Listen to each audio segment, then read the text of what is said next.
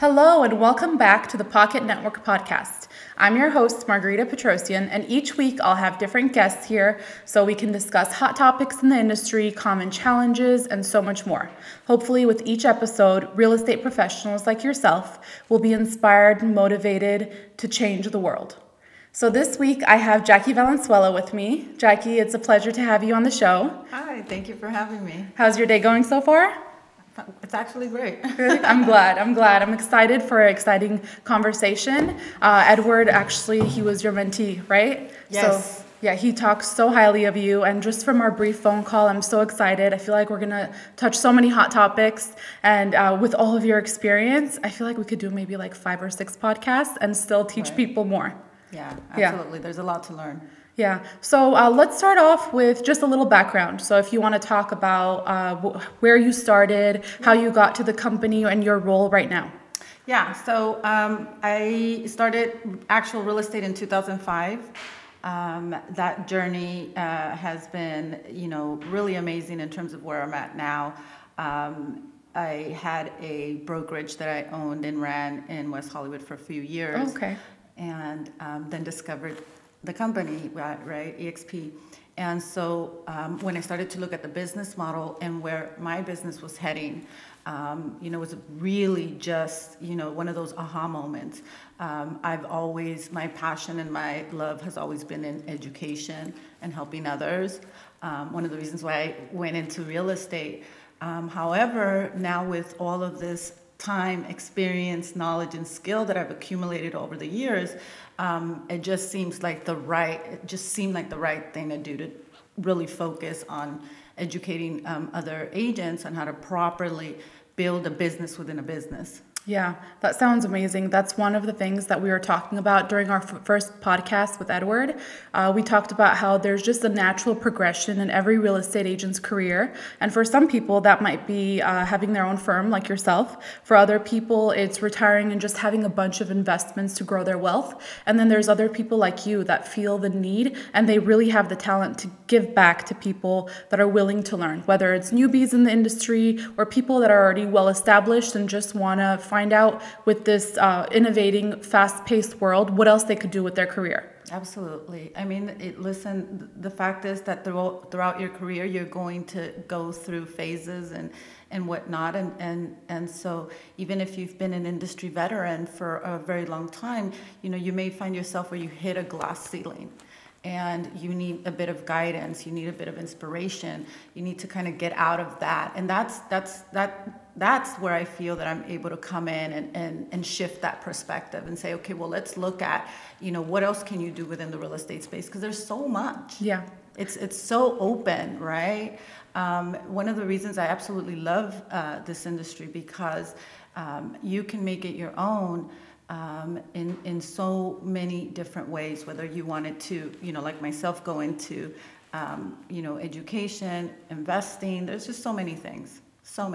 Yeah, for sure. And with, like you said, hitting the glass ceiling, sometimes that might not actually be a result of the industry, what's happening in the economy. It could totally be something internally. I know that's something that you definitely focus on with your mentees. It's not just about where is the industry going now, but it's where are you going now? What do you need as a person and what's going to help you grow? So let's talk a little more about that. Yeah, no, absolutely. So one of the first things that I do when I meet with my agents is we look at their big why. Why are they even in it? For newer agents coming in, this may be something that they need, kind of help putting together. A lot of people come into the industry and they're like, oh, we're going to, they see the paychecks, right? You have these reality shows that show these like exuberant paychecks and they're like, yes, I'm going to go in there for the money or for this. And they very quickly learn that it's not an industry that, it has quick results. I mean, the key word in real estate is consistency. Yes. And in order to sustain that consistency, you really have to believe in what you're doing and you have to have that big why. So we really look at, why are you in it? What is it that you're trying to accomplish and achieve? Is this a means to an end? Or, so really diving into that and looking at that. Because once we can, connect them to their inspiration, to their purpose, then everything kind of then starts to flow, right? It's much easier to extract the systems needed to create that consistency and that success over time. It allows the agent to really tap into that sustainability. Yeah. And that's you can't get that anywhere else. That's something you have to connect with within yourself. Yeah, of course. It's just endless growth. And the way you do that, it's not just by having your mentor, but actually listening to them. And like you said, consistency is a major thing. That's one of the top, it doesn't matter what industry you're in. If I feel like a lot of people, like you said, not just reality shows, but they see these real estate moguls and they're like, oh, I want to be that. And that's great. You can be that. But these people, have you asked them about their journey? Have you talked to them about what it took to get there? It wasn't an overnight thing. It wasn't like one night you blow up an Instagram post and all of a sudden everyone's buying homes from you, right? No, it doesn't work that way. And I think a lot of us, especially with social media, we tend to think that because that's the perception that appears out there. And the fact of the matter is that most of, the very successful real estate agents in our industry have years and years of like failures and, just, coming up against the wall, but then getting up and trying again and switching and, shifting and making changes. And, and so it's really, breaking that to newer agents coming into the industry and saying, hey, look, it's not just about, the money and the success. You really have to like dig in for something much greater than that. And then for agents that have been in the business for a while, the failures can get them to a place where like there's lack of inspiration and lack of motivation because they get to a point where like, well, it's not going to work. Well, I've been doing it. And really and truly, when you sit down with an agent, especially one that's experienced, it's like, okay, so what are you doing? Yeah. So walk me through your day. Oh, yeah. Right? Yeah. And that's where you start to pick, and that's where you start to figure out, okay, agents are starting to like, I'm like, tell me what you do Monday, through Friday to, get the success that you're looking for. And it's simple habits, right? Like when you really look at, really successful people, they have adopted habits that they're rituals that you do day in and day out.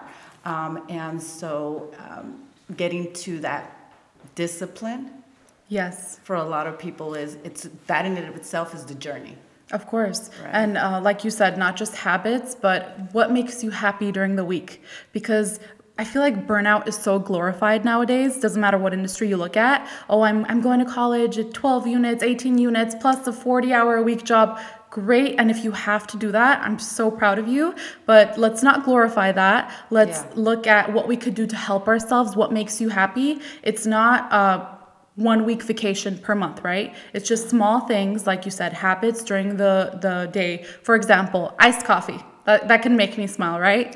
So if that's what it takes, every morning, get up, don't get lazy, make yourself a really nice cup of iced coffee, whether you need to pray, whether you need to meditate, whatever it is that really makes you centered, that makes you inspired and just more positive. Because if you have a mindset in the morning, I'm not going to make it. If you have that mindset, you've think already, that's it. Yeah, and first step. Yeah, I'm really glad that you brought that up because for me, in my own experience, I did get to a point, I've been in real estate for close to 20 years, so I did get to a point where, I did feel very unmotivated and just like, oh my God, is this it? Am I just, and so I began to really look at myself and what I was doing.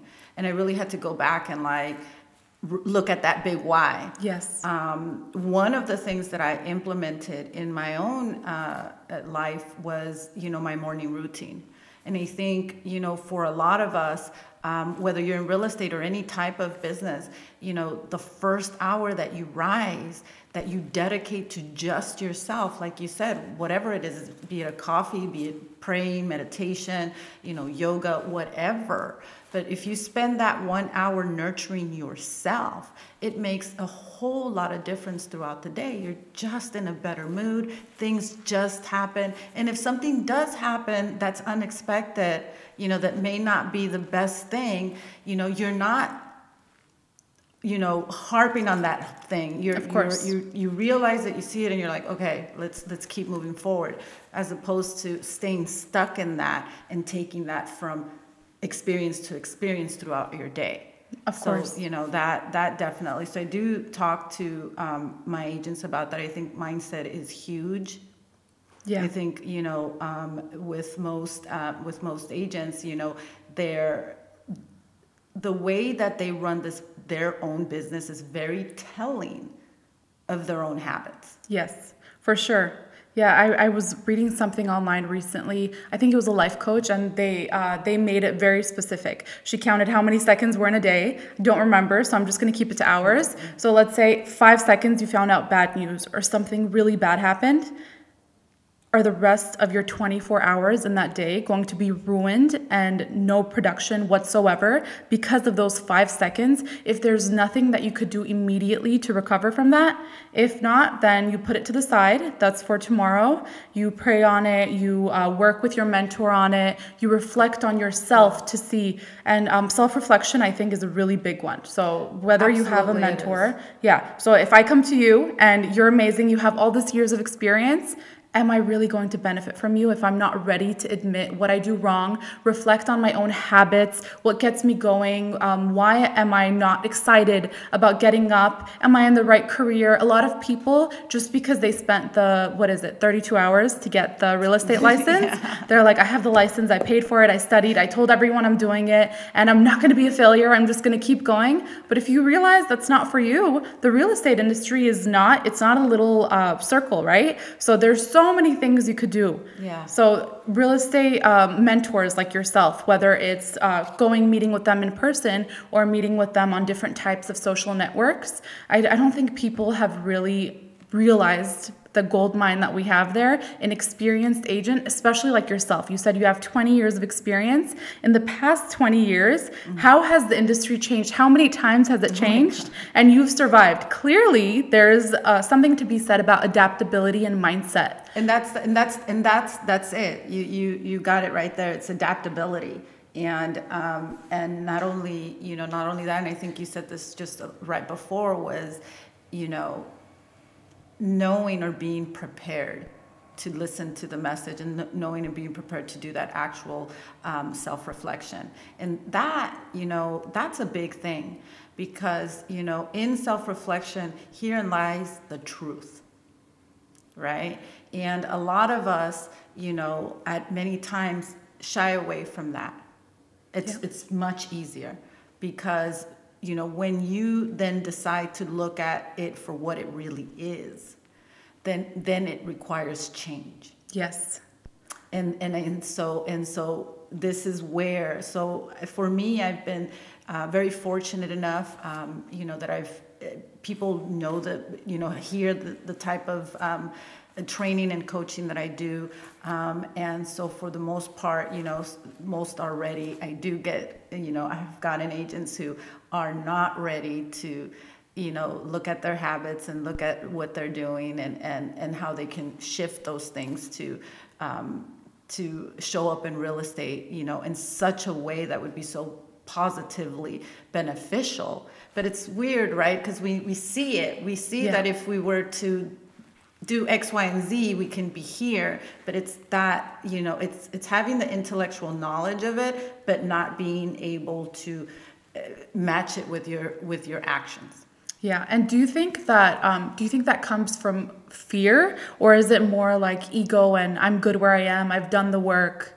I think it really depends on the individual. And so, it could be a whole lot of things, really and truly, because habits, we pick those up over the years, and depending on the age, depending on the life experience, you can, be walking around with limited beliefs and things about, things about the industry or things about yourself, I think, and I see this most often when I'm working with agents, and, we touch on the topic of social media. Social media is now a huge thing in our industry. If you're not visibly out there, then are you really out there? Yeah. Is kind of the thing, right? And so this becomes such a major roadblock to a lot of agents, because for a lot of them triggers insecurity, not, like, am I good enough? Yeah. What are they going to say? What are they going to do? So they end up putting this pillar of thought before they go into anything. And so all of a sudden this pillar of thought is right in front of them. They get, what is it? Analysis paralysis. They've overthought, the post, the video, Yes. or, how they want to show up, and then it never gets done. And so when you start seeing, that type of behavior and what their fallback is, then you can see that, kind of throughout, in their business and possibly even personally. Yeah. And so this is where, you have to practice a bit of tough love with the agents and say, hey, look, this is what I see. And, I really think you're great. And, really pull them out of that. And for a lot, they just need that support and reassurance. Like, you're going to be great. We all start off that way. Like, for most social media content creators, when you look at their first post or first videos, right? Yeah. You're like, oh my God. But you see the natural progression of how they get better, and the video quality, the tools, just the comfortability of the person behind the camera. Yeah. Yeah. And that's what real estate is, really and truly. It's like feeling all of those feelings of insecurity, especially when you're a newer agent, feeling all those things and just saying, I'm still going to do it. Exactly. If you don't try, you'll never know. And right now, with how fast-paced the world is, not just social media, even if you somehow embarrass yourself, which highly unlikely if it's in a professional setting, if you do embarrass yourself, it moves forward so quickly. Within the next 24 hours, there will be millions of other posts, and people will forget. You can bury your own post. Exactly. Yeah, delete it. And I know nothing is technically really deleted, but if it's just something where you don't like the way you look, you don't like the way you sound, you didn't sound like you had the facts, it's not a big deal. And at the end of the day, most people, especially in the industry, especially when you're speaking to a mentor, they're there for your growth. Yeah. And you just have to accept that, especially, like, let's say if someone's meeting with you, I can just imagine if they're sitting there trying to be, Mr. and Mrs. Perfect and trying to present their best self, that's great. But the point of the mentor is you lay it out. And like you said, be honest with yourself. And that goes back to transparency. The business model for a lot of companies, why does it work? Because it works, right? And it's not just a business model for companies, right? So if you are transparent with yourself, the self-growth, it will show. People will see it. Yeah. It's not just, it won't just be reflected in your business, but your own personal life, how great you feel, like you feel like you're standing on your own 2 feet. You learn to slowly love yourself. And that's something else I think that's really important, because people think loving yourself is like this selfish thing. But in reality, we're not talking about, I'm the best, there's no one better than me, I'm amazing at everything, I'm beautiful, right? Yeah. So we're talking about accept your flaws and accept that someone can help you change them and that you can be better. Yeah, absolutely. I mean, in man, self-love is a whole topic in and of itself, right? But it really, you have to get really granular with it. And I think this is where, with my coaching, like, some agents will opt to, like, deep dive into that and will really get into it. My lifestyle, my life coaching skills will come into that. And then there's some agents that are just like, no, I just want to learn the business, the fundamentals, and they'll stay very, like, on the superficial end of it, which is fine. Which is fine. Everybody at their own pace. We're all in the same journey. But eventually we want them to get there, right? Yeah, eventually. With some agents, it takes a little bit longer to get there. Yeah. I've had agents where they've been so resistant at the beginning, and they'll, like, bypass and want to, like, I don't have to watch those videos, and I don't have to learn this, and I don't need to go. I'm not here for therapy. Yeah, exactly. And then, like, a few weeks later, they're like, I remember what she said. It's now, and it clicks at some point or another. So I feel like,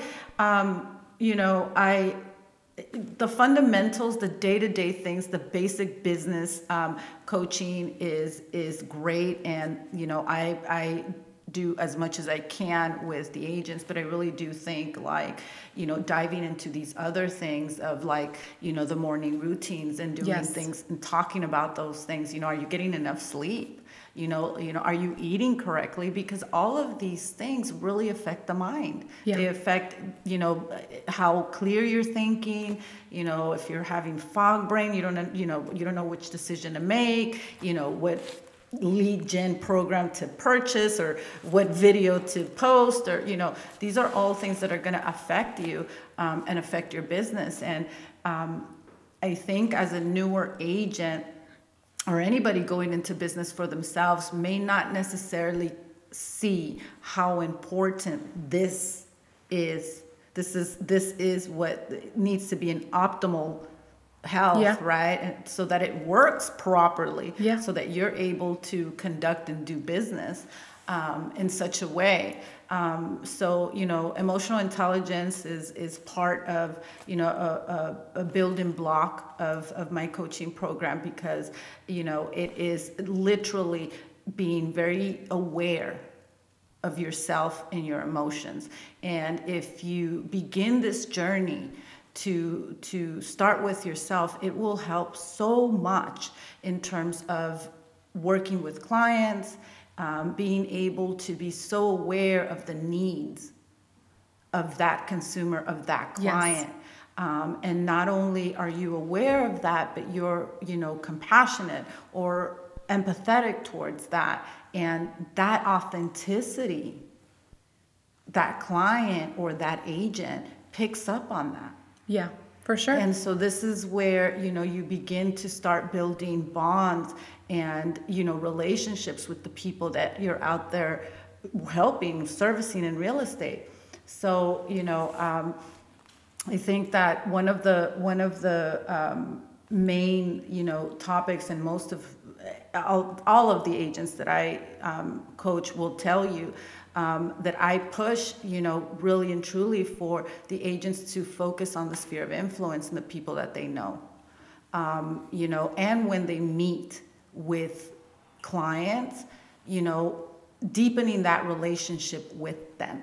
Yes. In whatever way, for me, in the last couple of years, I've made that switch to work with the people that I know and from that core group has been another core group come out of it and another core group come out of it.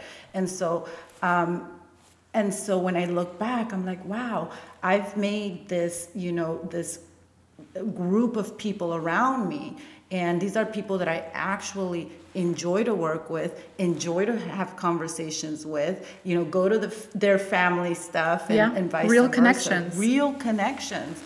And you're the creator of that. You can pick and choose who you want to work with. Yes, who you surround yourself with. There you go. Yeah, that's I was highly speaking to my friend recently, and she's a real estate agent, and she was telling me how she's focusing on her look right now and building the right look to attract the right clients, to attract the right circle. And definitely that could be very important depending on who your client is, who the people you're networking with are. So definitely can be super important. But then I was telling her, I was like, okay, that's amazing. If you think that's going to work for you, I support it.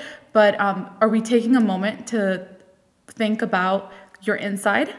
Are you taking a moment to see what's going to make you happy? Or are you just going to put on a fake, cute little smile with your new teeth and just talk to the right people, hope they like you, get out of your comfort zone to please them, to talk about what they want to talk about?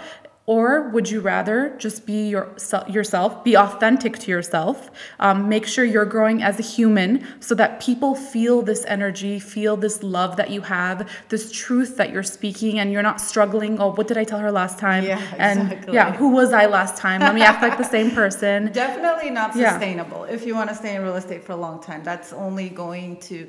it's like that facade, right?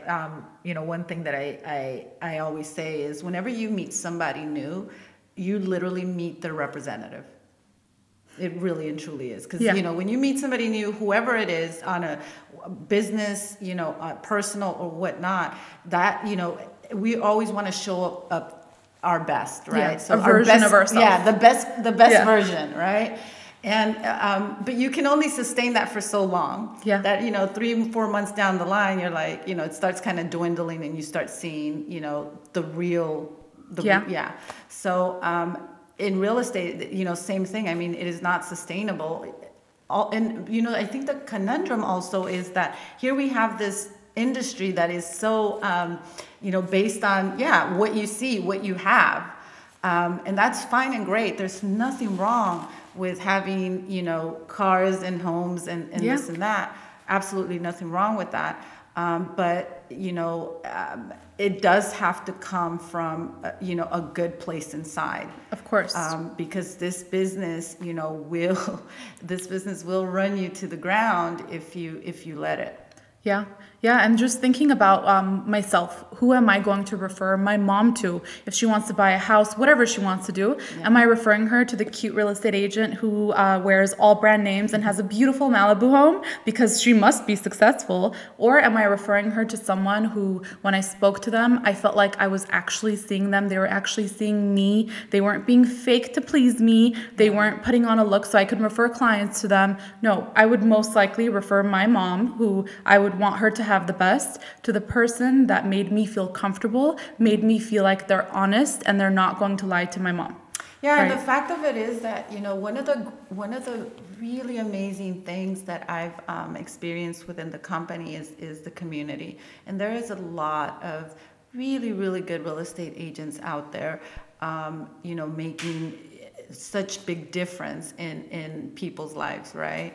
And so that's, I do want to bring that out there because, we are out there. Yeah.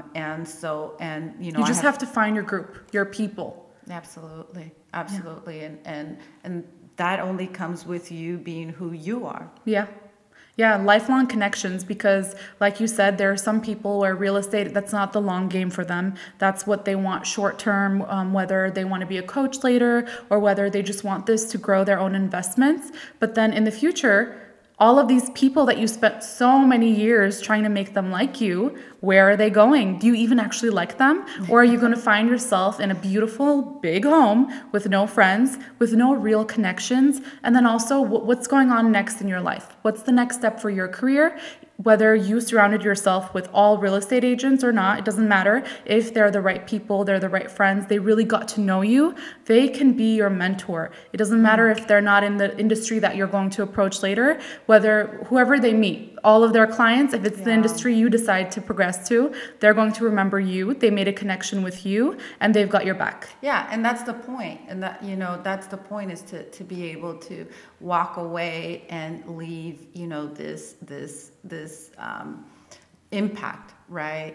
Leave a person feeling like, wow, she took the time, she really cares. Whether you're working with the consumer or you're, working together alongside with another agent, because that in and of itself too, like, again, going back to the emotional intelligence, is being really able to be aware of what the situation requires.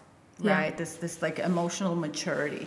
And that takes you a long way, not just with, being able to connect and get clients, but also once you have the clients and you want to, be their advocate and get a great deal for them. If you begin to tap into your emotional intelligence, you then become this like superhero of like negotiations. Yeah. Right? Like you can really tap into that and be able to negotiate an amazing deal for your client, or even negotiate, an amazing deal for yourself if you're representing a seller and you have to like really like talk to that seller and let them know, like, this is what I'm worth. Exactly. This is what I'm going to do, and this is the results that I'm going to bring to the table, and this is why you're paying X amount of, whatever.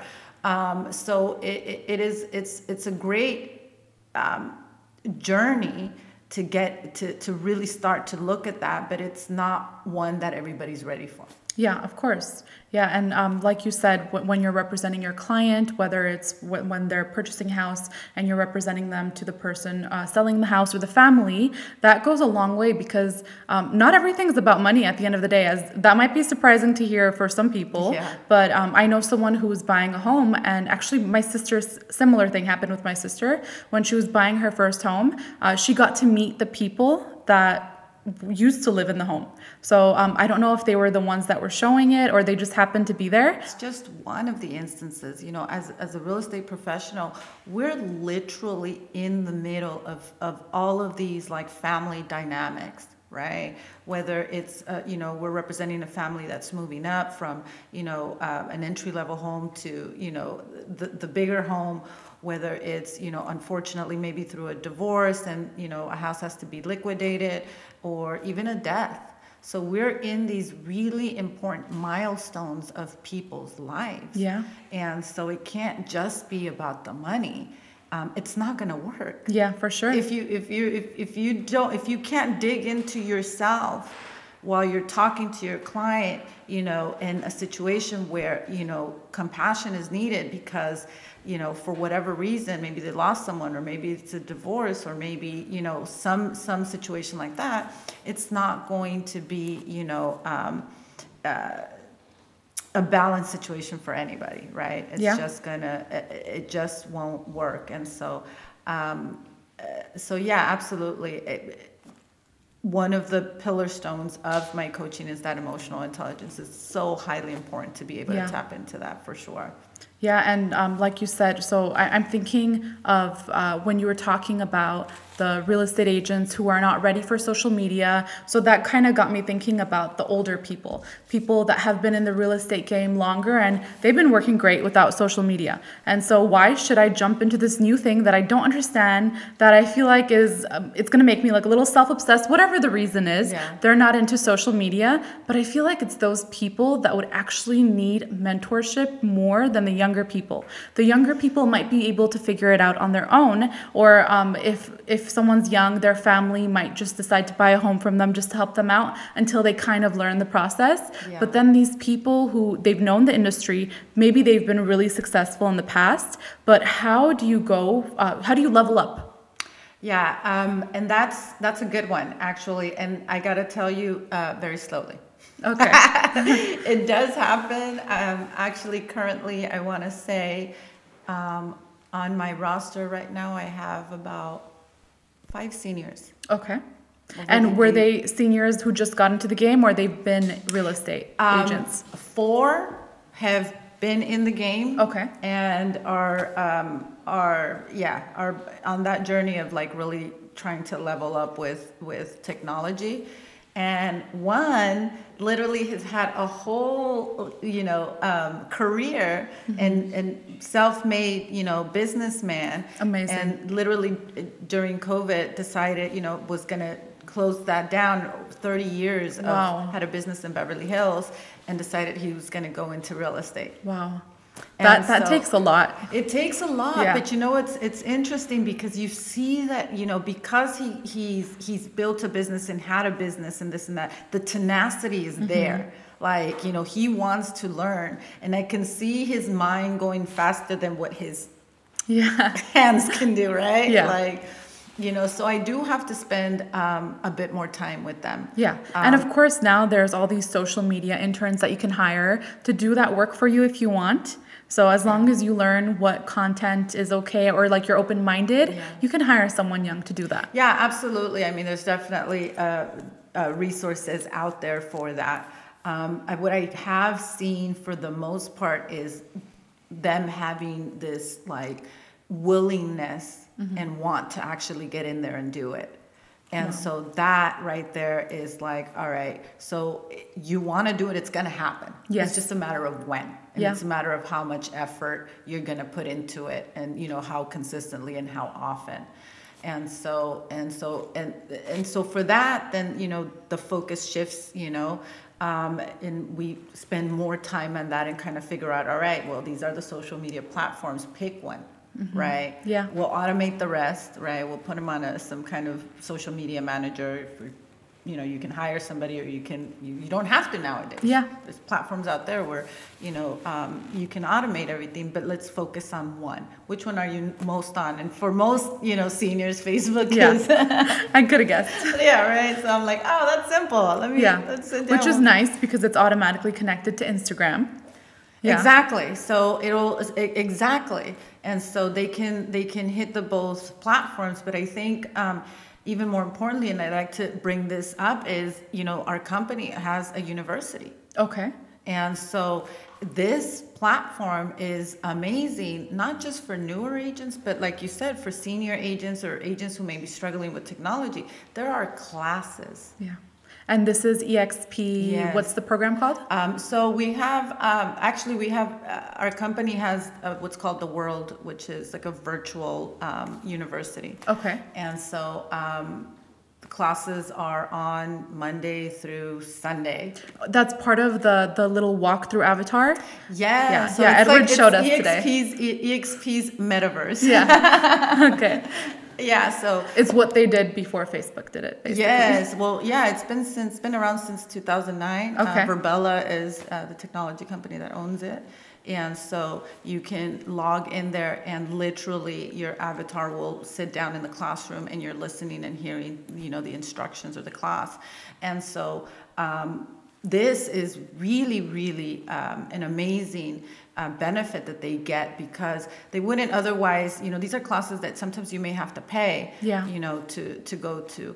And so throughout the week, they can pick and choose with classes, and they have amazing classes from like actual, contract classes that, are very fundamental to our business, to like how to start a Facebook page. Yeah. And they'll walk you through. So, that level of support with the company is good for me as a coach, because I can then, coach them with my curriculum, have them attend the class, and then come back and say, okay, well, what did you learn? Yeah. Let's put this together now. And that has been really helpful. It's one of the reasons why I made the switch and thought, this company, it really, really works well with what I'm, looking to do with agents.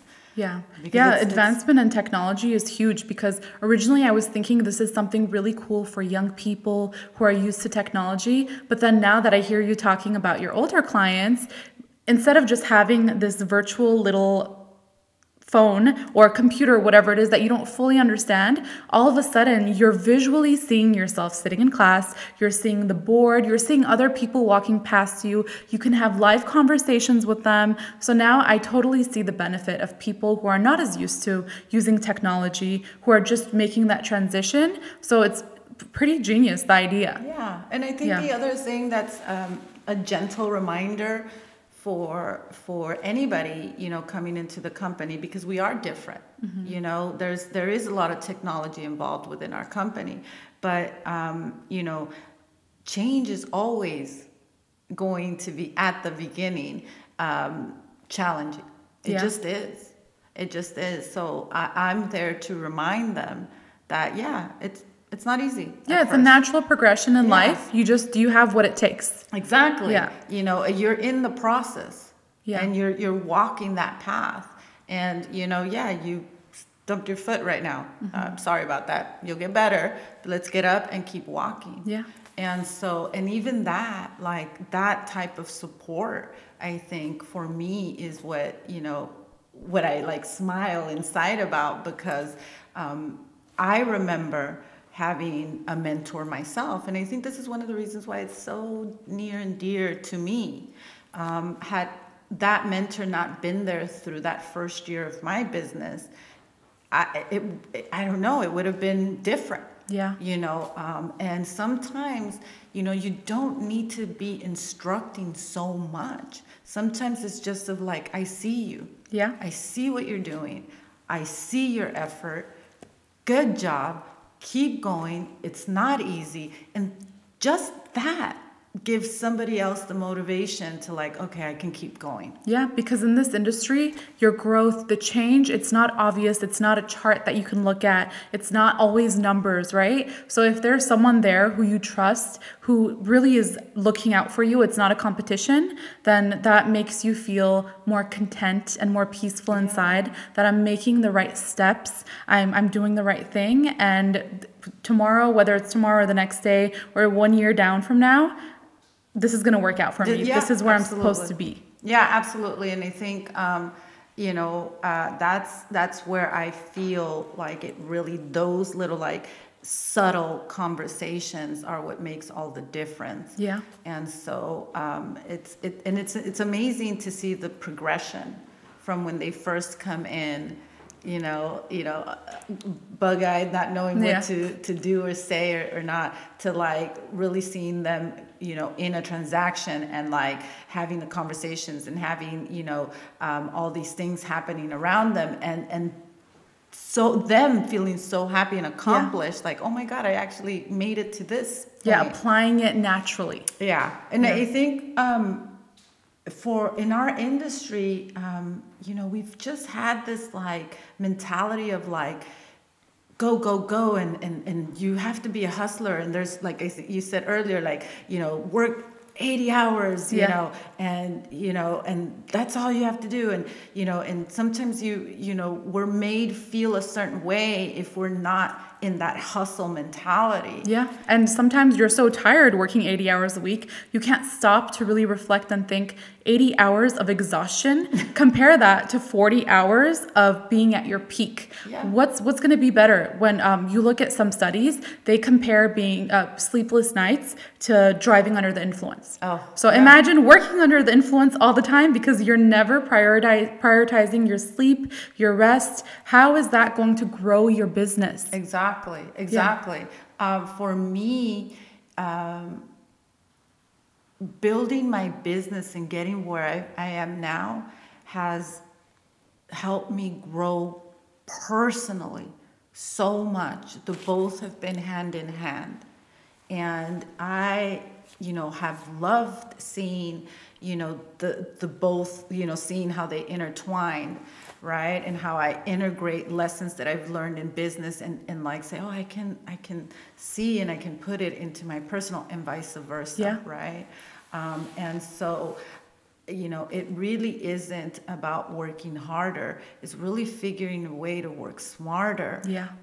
And, going back to being in that, positive attitude, right? That positive attitude carries this energetic footprint or vibration that, then allows, things to come in, and sometimes even so effortlessly, right? Yeah. As opposed to when you're holding on to something and you're like, I need this, and you're working out of a place of lack. Yeah, there's no room in your life. There's no room because you're so like this, right?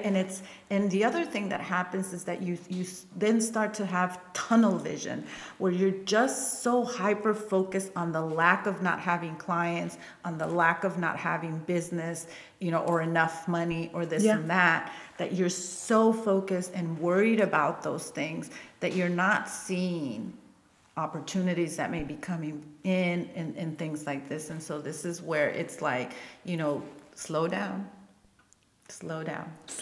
ask for advice, and really hear it. Yeah. Don't just sit there and say, okay, take notes, right? Think about how can this be directly applied to my life? And then if your mentor doesn't really know you, then maybe go home. Who do you trust? Do you trust your mom, who is always there for you, who wants the best for your career, but also really knows you as a person? Because then they can help you. Sometimes if you can't think straight, these are the people that can help you, first of all, be very real with you, whether it's being rude, whatever it takes. Yeah. But to tell you that, you know what, this is what I've noticed in your personal life. Are you bringing that to work with you? Are your clients noticing that in you? That right there is a big one, because, again, going back to emotional intelligence, you build a relationship with this client. They see you talking to them every day or every other day, right? And so I remember very early on in my career, I had the pitch of my voice was very telling. So I'd get on the phone and be like, hi, how are you? Everything's going great. And then when the tough conversations needed to be had, that tone would go a little bit down, and clients would be like, okay, what's wrong? Yeah. Oh yeah, they feel can it. tell. They can tell. Yeah. And so over time, I've learned to bring a balance to that pitch, because they're following that pitch. Yeah, you're guiding their emotions. I'm guiding them through that pitch, and I'm like, oh, wow. Yeah. Okay. Yeah, because I would be like, if my mentor is freaking out, should I be freaking out double? Exactly. Yeah. And so being able to understand how pivotal your role is and how your clients are literally looking at everything about you, listening to your pitch, looking at your body movements to really like find out, okay, what's going on? Are they tricking me? Are they about to run away? Yeah, is she gonna run away? Is she gonna give me great news? You know, and so that is huge. But this also is where you know, becoming very aware, right? Aware of yourself and aware of what others needs, and you being able to direct that. Yeah, of course, because what you do or what someone else does won't work for every single person. Yeah. We could have 10 different people in a room, and if we all did the same exact thing, maybe none of us would be successful, maybe one of us would be. Exactly. Yeah. And the thing is that, you know, we have hard conversations all the time, whether we're having difficult conversations with our clients or we're having difficult conversations with other agents, right? Yeah. Your offer didn't get accepted, or, you know, what do you mean you're writing this in your offer? Yeah. Or, you know, that price is too low, or whatever, right? Yeah, life isn't always easy, so you need someone to be honest. And how you deal with that, right? Because if you're full of ego, and somebody says to you, hey, or your client's like upset at you, and how you react is huge. Yeah. So many agents, you know, lose business because of this. They don't know how to manage those tough conversations. They match the client's, you know, whatever it is, whether they're upset, the agent gets more upset. You know, like, and I've noticed in a lot of programs now, different careers, not specific to anything, they now require not only that you take a communication course, but then you learn more about just within your industry, psychology and how you make people feel by not just the way you present yourself, your body language, but the way you talk to them. So whether it's a doctor speaking to the patient using the right verbiage, whether it's a real estate agent, you don't just call the client or text them and be like, they said no, bye. Like, yes, exactly. Or just like, this is their forever home they're looking for. Yeah, exactly. It's being able to navigate those conversations, and it really truly is like, hey, stop for a minute. Stop for a minute and put yourself in your client's shoes. Yeah. Remember everything they've said to you throughout this. This is their first time buying a house, or this is, you know, remember all those things, you know, and put yourself in that situation so you know how to, you know, best handle it. Yeah. And that's a thing, you know. It again, it depends on the individual and their maturity level and if they're ready to like.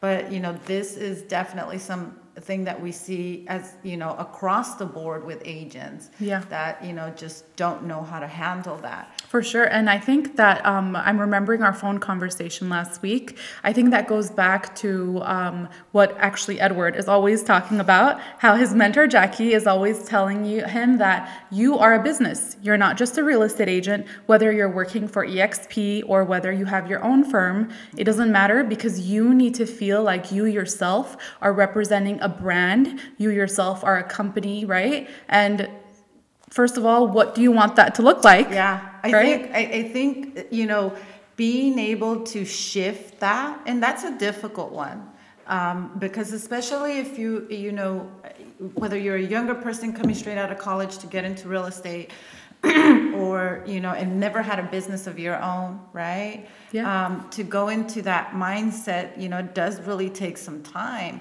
but introducing that mindset and saying, look, like, think of yourself like a business has business hours. Yeah. They have an office policy manual. You know, they have certain things that they abide by. And again, the brand is so important, right? Yeah. So how do you want to show up in real estate? And, you know, and once an agent really makes that shift in their mind and starts to see themselves as an actual business, that's where you start to see positive changes. Yeah. That's where you start to see, like, oh, they start believing in themselves as a business. You know, I think a lot of them initially are just like, look at themselves like, no, that's a business over there. I'm just, you know, a real estate agent. And it's like, no, that's not going to get you far at all. Yeah, if you think of yourself as just another employee, where is the loyalty? Where is the dedication to the company? And it doesn't matter if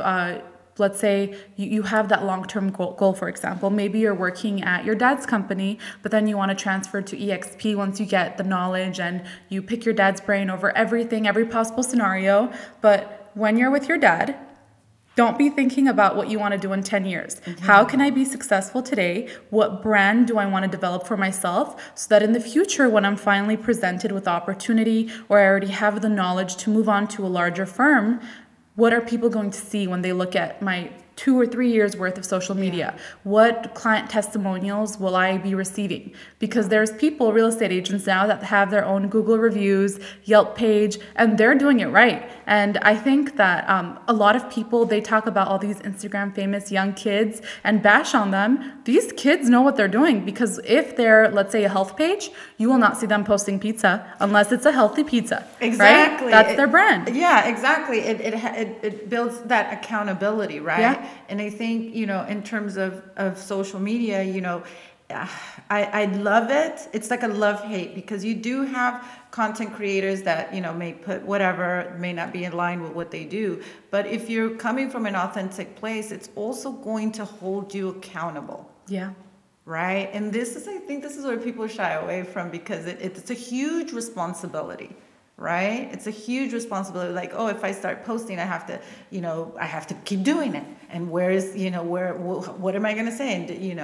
And if your values, right? If your values are not aligned, if you don't know them yourself, your values and your principles, that's going to be really, really tough. Yeah, you won't be consistent, like you said. You won't be consistent. And I think also, I talk about boundaries all the time.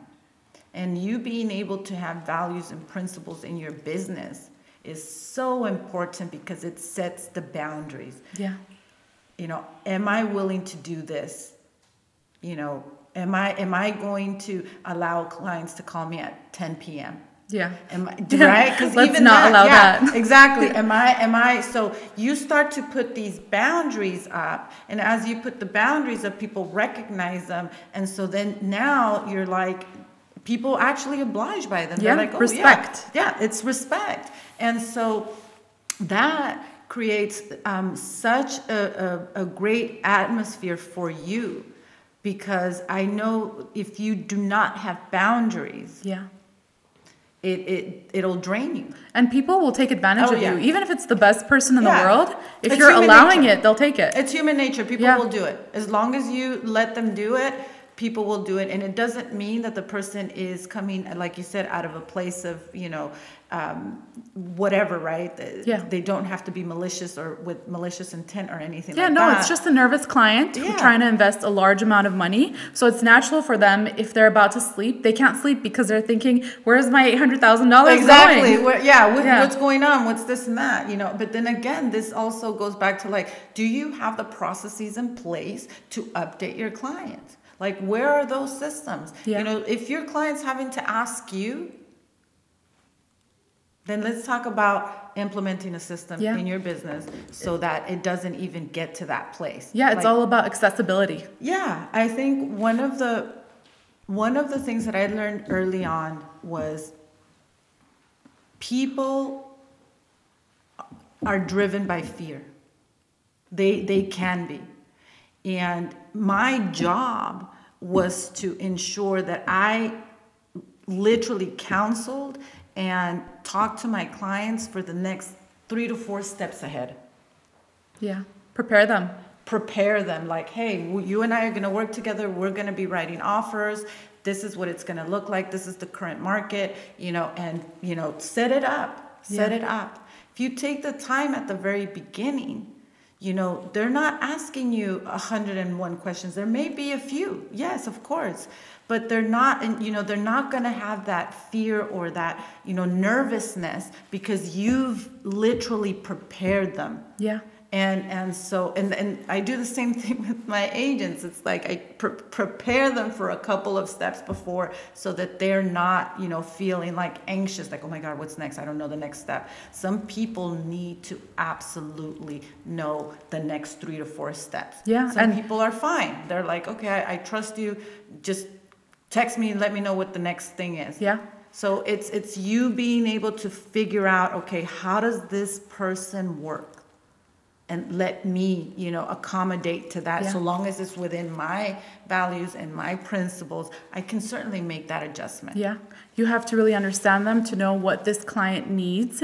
And this, while you were talking about this, I think you said it very well. It reminds me of a roller coaster. So when you sit on a roller coaster, first of all, the entire 45-minute wait, you are shaking, trying to act brave, right? And then once you sit on the roller coaster, of course, it's kind of scary, but fun the entire ride. And once you're done, you're like, wow, I built it up so much. It wasn't as bad as I thought. So the second time you go on it, there's still fear. So your client, whether it's their second or third home, they're still going to have that fear that you're talking about. But not only are they well prepared, but so it just makes the ride so much easier. So now it's up to this agent so that every time a first time home buyer comes to you, it feels like that second or third time on the same roller coaster. Yeah, no, absolutely. And I think also what it does is building those systems in your business allows you to treat everybody the same.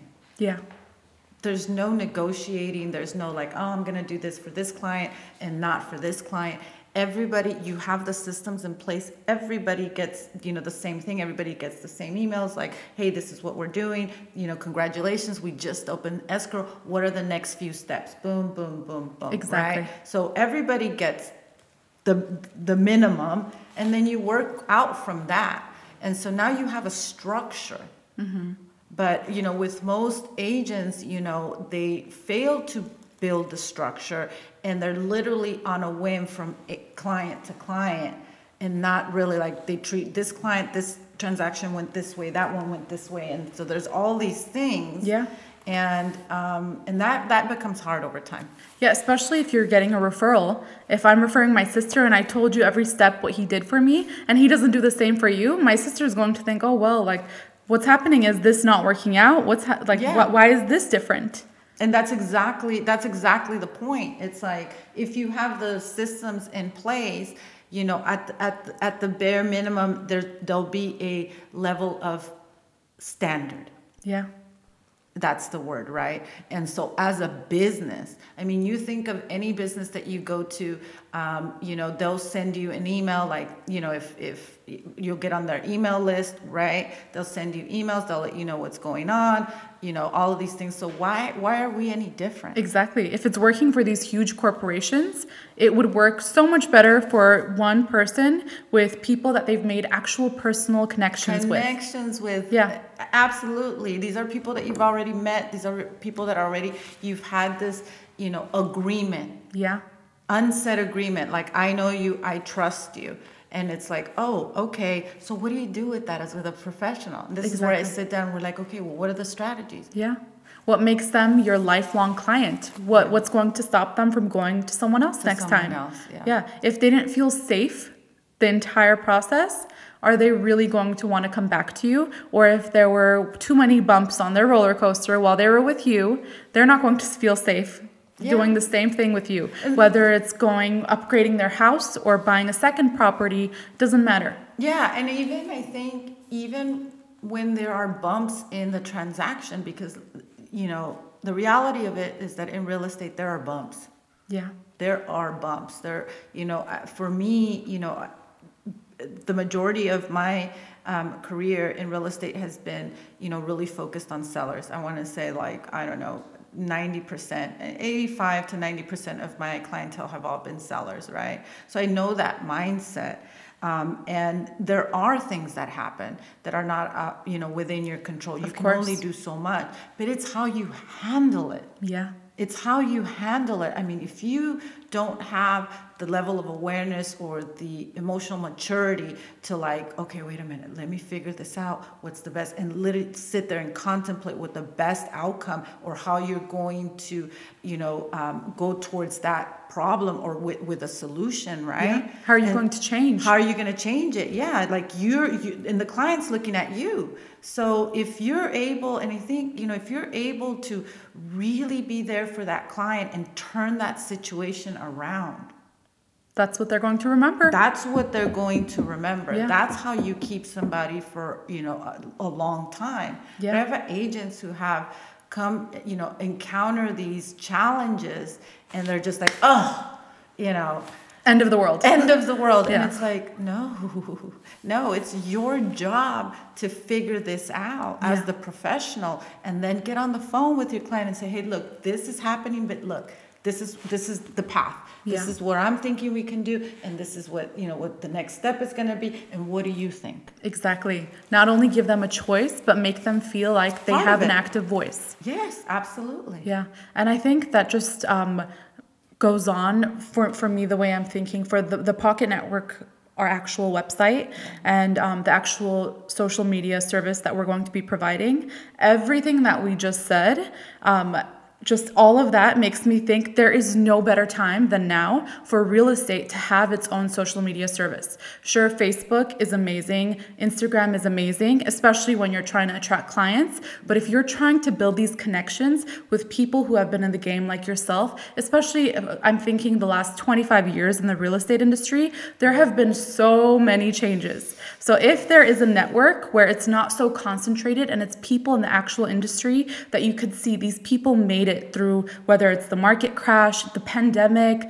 what did they do? How did they change? How did they adapt? And to be able to reach out to these people directly, to message them and say, okay, this is where I'm getting stuck. These are my ideas. You never know. You might be an inspiration to these people because like we said, whether you're younger or older, people can mentor you. You can benefit from all kinds of advice. So if you've been in the industry for 20 years, maybe one of your clients has been in 40, 50 years, naturally, people might not think that the next step for him is to go to someone who's only been in the industry for 20 years. But if this guy sees that, sure, I've made it, but Jackie not only has been able to make it, but she's been able to lift people up with her. So that's a talent that not a lot of people have. And I think, for example, the Pocket Network, we're going to have like a mentor aspect of it. And for me, that's like, even on any other type of social media, that's what I'm looking for. Yeah, absolutely. And that's one of the like key factors with the company as well, is having that mentor program and mentorship for agents, right? It's being able to get these seasoned veteran agents in the industry that have a heart for education, for passion, for teaching, and literally helping, the next wave of agents, and also, doing it in such a way that, is really, setting a standard. Exactly. And for me, it's important. Like, I'm not, if you're looking for a coach or a mentor to do things for you, you've come to the wrong person. Because that's not what I'm about. I will talk to you and I will counsel you and I will guide you, and then I will say, go out and do it and come back and let's talk about it. Exactly. That's how you learn. You can watch 58 YouTube tutorials on doing something, but unless you try it yourself, you're never going to be able to be successful and also to improve, because not all of us do something and we're perfect right away. It's all about repeating and be willing to change in the process. I'm not the best at everything. I might be a straight A student. I might have passed the real estate exam without studying, but that does not mean that I can go out tomorrow, not just find a client immediately, but also be able to do all the contracts and the actual transactions. It's a whole different world. And when you have someone literally in your pocket that you're able to call immediately to ask for advice, to seek guidance, I think there's something so beautiful about that. And with the globalization of the world, with technology, not only has it become easier because you can literally call anyone, whether it's from EXP or another firm, on your phone, but at the same time, it does become a little more difficult because there's almost too much access to information. So if we can have a central point, like whether it's the Pocket Network or a specific group of people that you have, people that know these things have worked, these resources not only are trustworthy, but also they would help in your personal journey. After I spoke with you, I took time to get to know you. People really need to take advantage of mentors. I don't think enough people are doing that. I don't think so either. And I think, for me, I really look at it as, an anchor, because you're right. And there's so many things with real estate, especially if you're starting off. Like, there's everything like really gets thrown at you. And you start to very quickly realize, well, that wasn't on the real estate exam I just took. Yeah. Right? They didn't teach me how to build a business. And so you really do need somebody to help you during that transition and to say, okay, listen, yes, there's 100 things that were just thrown at you, but we're going to put that to the side right now because these are the 5 things I need you to focus on right now. And then we'll do the other, like we will take it little by little, but this is most important right now. And I think that right there is like, I can literally feel my agents go, yeah, now they have a plan. They yes, know what they have to do. Yeah, because they're like, well, how can I focus on social media? And do I focus on lead gen? And, you know, I got to door knock and cold call. And, oh, yeah, I got to get my business cards and my website. And, there's so much to do. There's so many things to do that, you know, you can so easily get caught in that analysis paralysis and not do anything because you don't know where to even begin. Yeah, technology is beautiful, but it's too much, too fast, all at once if you're new in an industry or if you're too young. So to have someone sort it out for you, or even with networking, I'm thinking there's a lot of companies that they host networking events and they have amazing agents there. People that you might dream to be, people that are your 5-year dream or your 10-year or your 30-year outlook in your own career. You want to be like these people. But if you show up to this event and you go and you make a connection with this person you want to be in 30 years. Okay, but how did he get there? Is he going to give you a call and personally tell you every single thing? Is that going to work for you? Or would it be so much easier to have a personalized recommendation for you or an introduction to the right person? So if, let's say Jackie is your mentor, she goes with you to this networking event, or she's able to invite you to a virtual networking event hosted by let's say the Pocket Network, then she's able to tell you not only look out for this person not only is who you want to be, but willing to help you, also another important thing, and then to actually make that introduction. You're not just another face, hi, my name is Margarita Petrosian. No, who's Margarita? If I know Jackie, that's Jackie's friend. Or if I wanted to know Jackie and I get to meet Margarita through Jackie, so these people, they're more willing to help you, and also you're more memorable. That's what it's about right now. You're more memorable. Yeah, I think so too. I mean, it really has been a great, you know, just amazing experience for me to be here at this point in my career.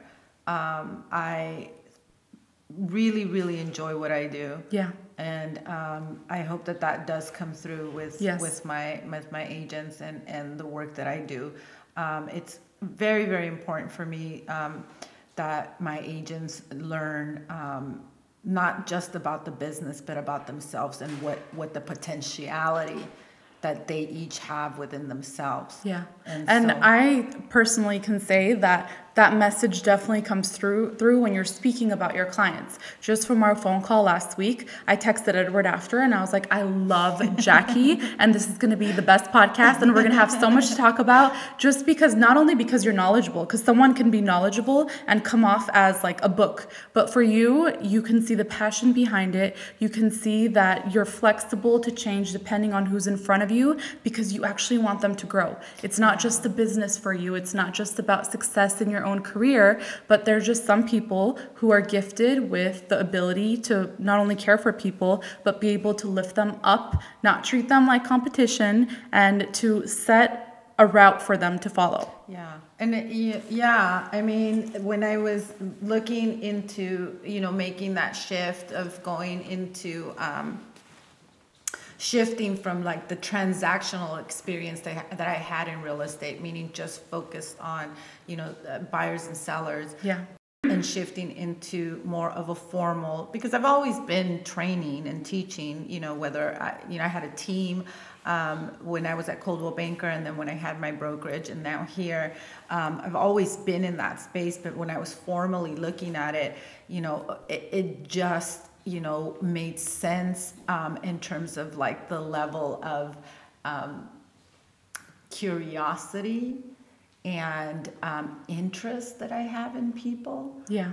I've always been that way. I've always been a social butterfly, but there's just something about being able to be instrumental in a phase or a milestone in somebody's life, to help them, get to that next level. Yeah.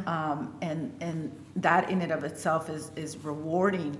But I think, even more so is something that I didn't, I guess maybe subconsciously or whatnot, was there all the time, but being able to realize not just those gains, those rewards with people that you can't see, but also having monetary success with that as well. Yeah. Because, like people talk and people are like, oh, did you hear about this, what Jackie's doing, this and that. And all of a sudden, like, I have a really good core group of agents. And so it's been a real blessing to do it. And I hope to continue to do it for as long as I can. Yeah. And I think what you're saying is it's correct. People notice because innovation cannot go unnoticed. If you are doing something in the industry that's different, if you're adapting and if you are succeeding, then people are going to notice whether you are trying to blast it all over social media or not,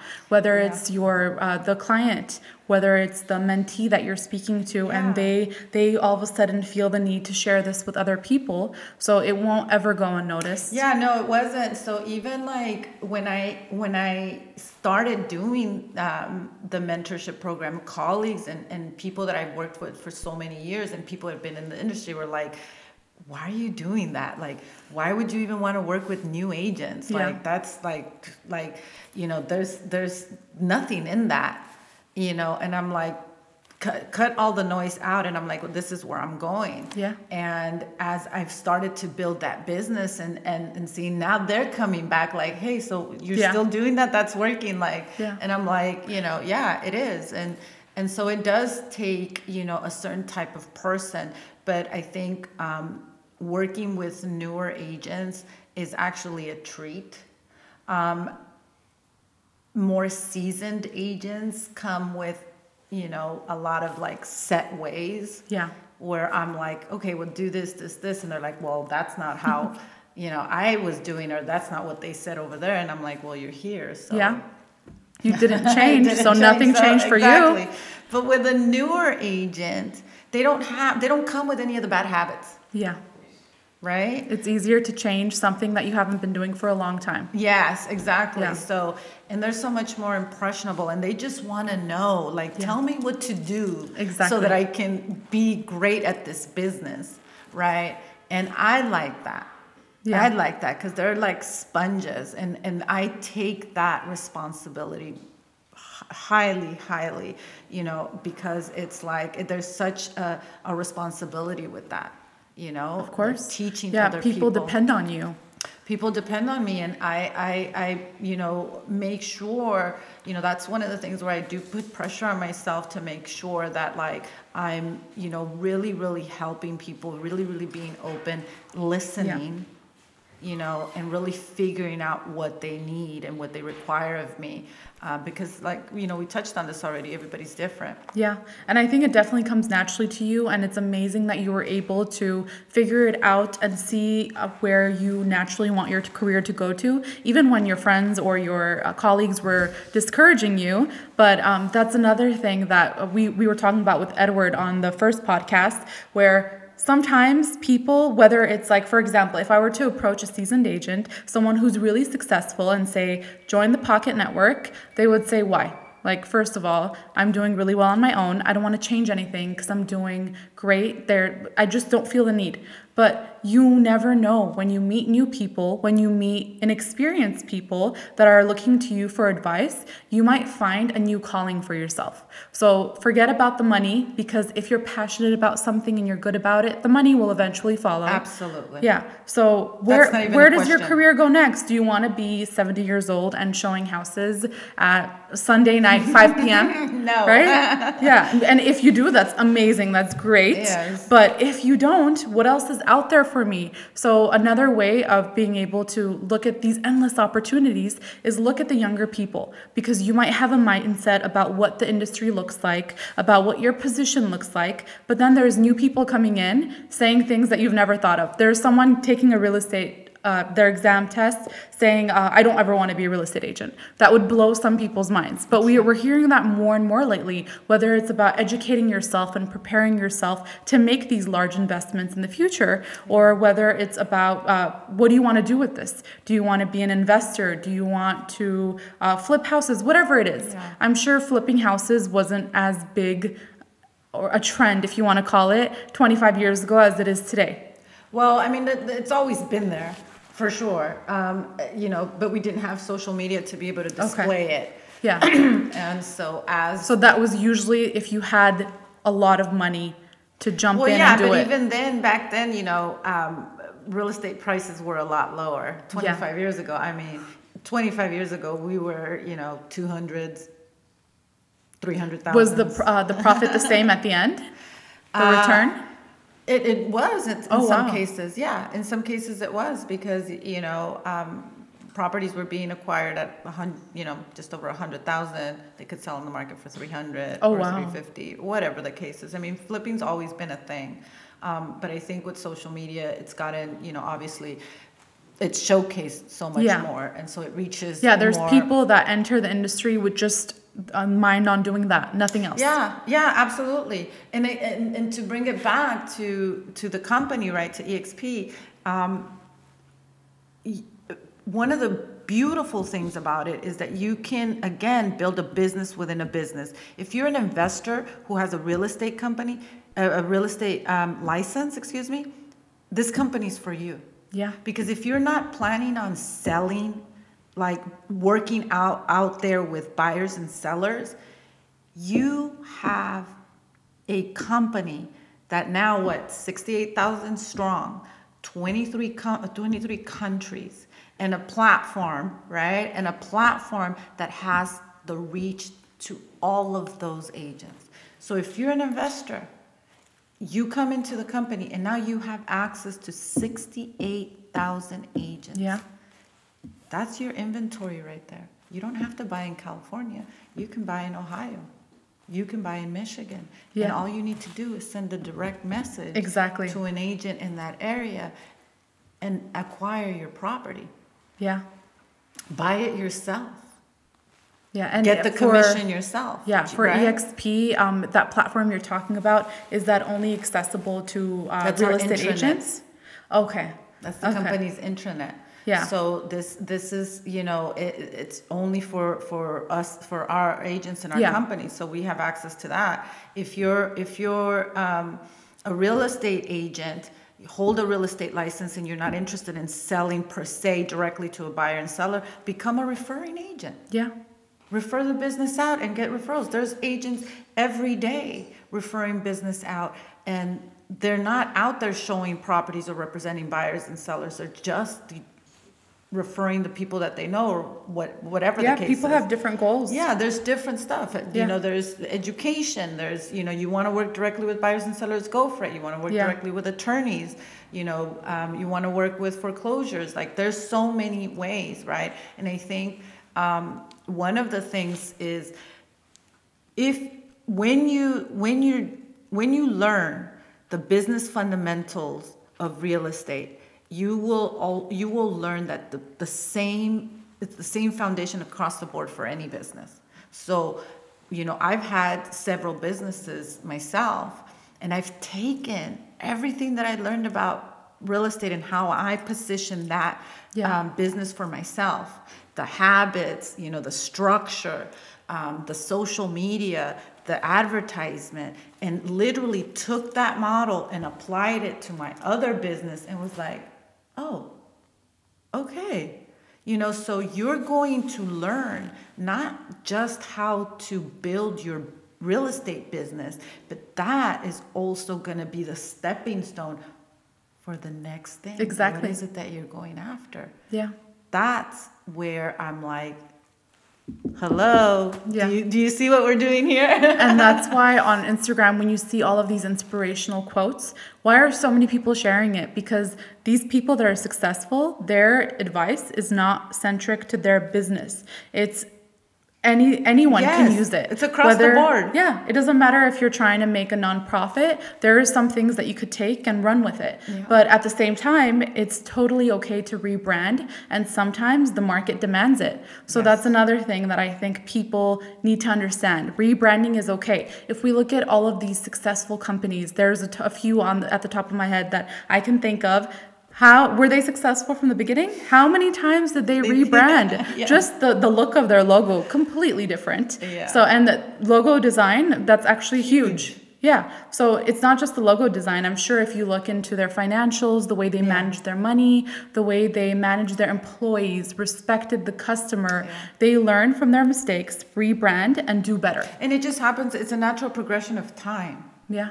It really truly is, right? Because you're always wanting to look a step ahead and see what's going on, market trends and stuff like this. And this is why it's so important to be highly, highly involved in your market. Yeah. See what's going on so you can stay ahead of that curve. I mean, like you said, in the last 25 years, so much change has happened in real estate. You know, one of my senior mentees started, and, you know, there wasn't even, they had to look at the weekly newspaper.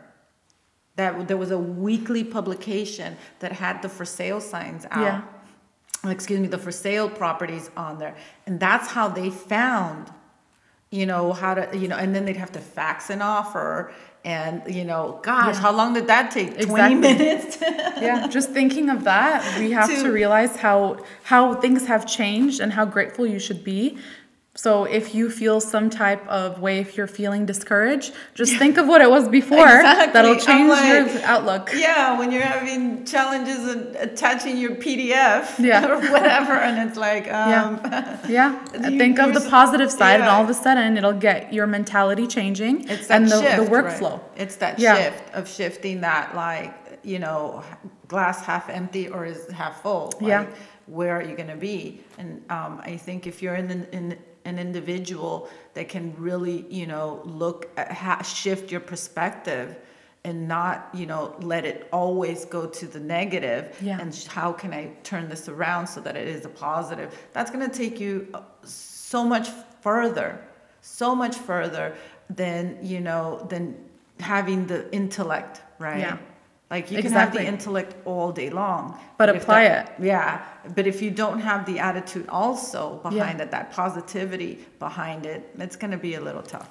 And I'm seeing a shift in that in, let's say, business schools. So before it was you become a professor, you can teach business, you could teach marketing, finance, but have you ever tried doing it in real life? And then there's, I got my MBA from Pepperdine, and I think it was every single one of my professors, they were managing a huge company on the side, whether it was their own or whether it was like a very successful company. So I'm not going to put out names, but some of my professors, I was like, what are you doing here? Why are you wanting to teach me? And how do you even have the time when you're managing, I don't know how many $1 billion on the side? So that's another thing where some of these names, you might say, okay, why do I need the business degree? But for me personally, just these professors, they were able to show me what's happening in the industry right now, showing me their actual clients, showing me what's happening, asking for our advice. We were just not only just kids, but we're learning right now. We have almost no experience. So that's the best part. As an educator, and especially somebody who's still very immersed in their industry, because although you may think, what do I have to offer? But you're looking at it from a fresh eyes. Yeah, that's where innovation comes from. Yes, but also I think another thing that I've noticed, basic. Sometimes you don't have to think super fancy. You don't have to think of what should I do very different. Sometimes go back to the basics. Try to do what maybe you didn't even try to do in the beginning. Yes, because you think it's like that's you want to overcomplicate it because we think we need this like super glorified. Sometimes my professor would call on me and I was like, I literally have no idea what you just said, and I don't feel like I can contribute to this conversation. And he would be like, no, just whatever comes to your mind, based on the reading in the class, based on your own experience working wherever you were working before. And then I would say something and he was like, well, yeah. And then he would expand on that. And I was like, okay, I don't know if you're trying to make me feel better. But then the more experience I got myself, I realized that that's what works. That is what works. And so, but some students, like you didn't see it at the, it takes, you know what I mean? It's one of those things where like you can go back and be like, oh, in hindsight, right? Hindsight is 20/20. You go back and you're like, so, and mentoring and coaching, it works the same way. Like they'll come a few weeks later or whatnot and be like, oh, and I'm like, now okay, I see now it. I'm like, okay, good. So that's always something that I look forward to, as well, because they, it does take some time for them to grasp that awareness and literally like integrate it within themselves and then be like, oh, there's the aha moment. And that's different for everybody. Of course. Yeah. And I think for me, so before I started with this podcast, one of the co-founders, Gevorg, when he approached me and told me about it, I was like, I have like no real estate experience. I don't know why you think I would be a fit for this, but I have always been interested. My sister started pointing that out at home because I'm that weirdo that if we're passing by a nice house, looking at the number and keeping that in mind, and later I'm searching it, I'm looking at the property, even if I don't want to buy a house, I just love looking at it. I love looking at who the real estate agent is, what does their social media look like, because I do marketing, so I'm like, what does this person do?